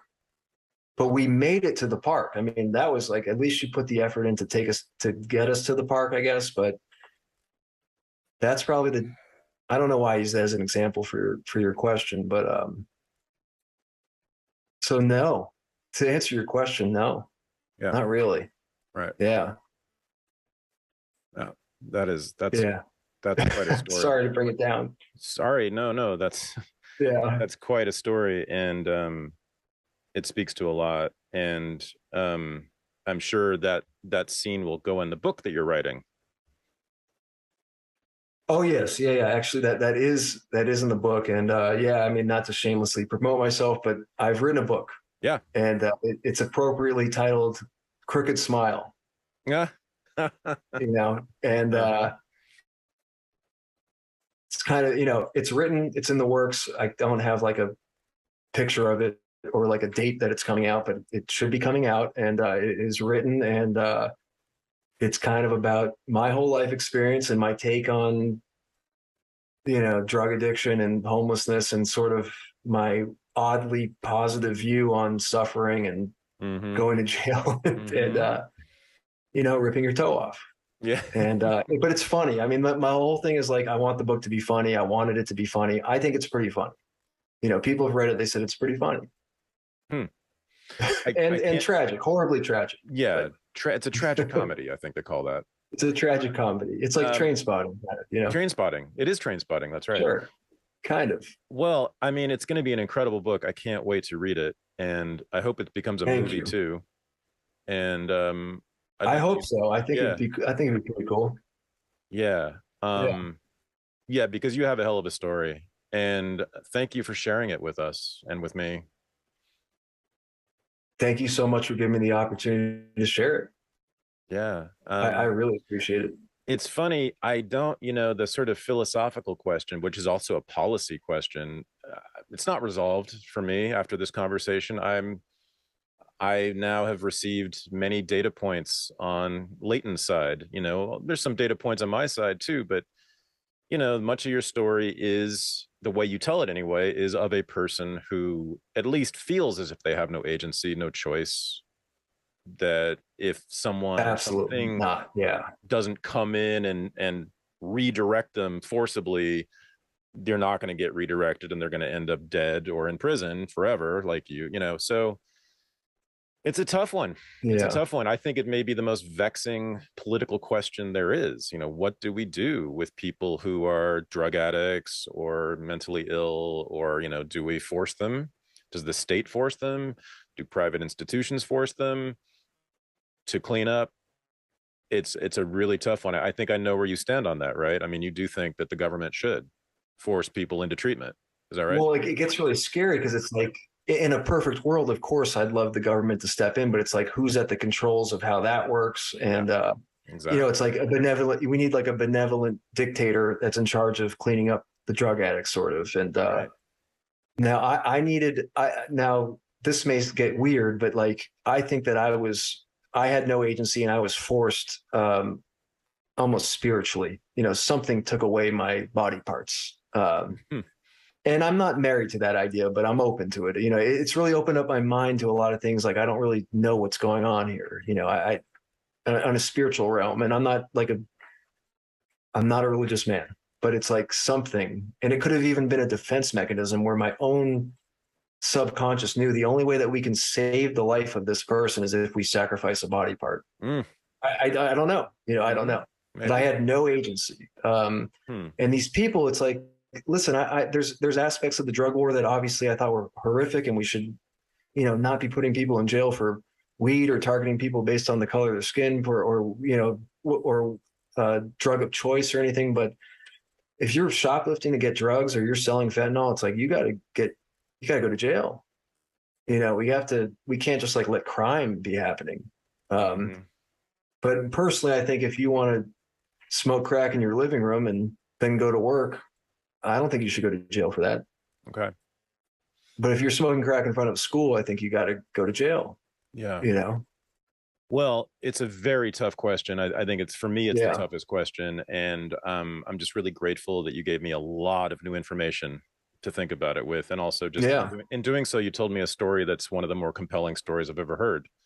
So I'm really glad to get your story out there more, and I can't wait for more people to hear about it. And again, Jared, thank you for this, and thank you for your courage and your openness. It's not easy to do this. It's really not easy to tell the public all these things, and it takes a special person. So you certainly have agency now, sir. Yes, I do, and I just want to say thank you so much for this opportunity. And this is it's a big deal for me. Thank you so much. You're very, very welcome. Thank you. Thank you. Yep. This is the Unregistered Podcast, and I'm Thaddeus Russell. To become a patron of the show and have access to bonus episodes, AMAs, and the Unreported News Analysis Show, go to patreon.com/unregistered. Thanks for listening.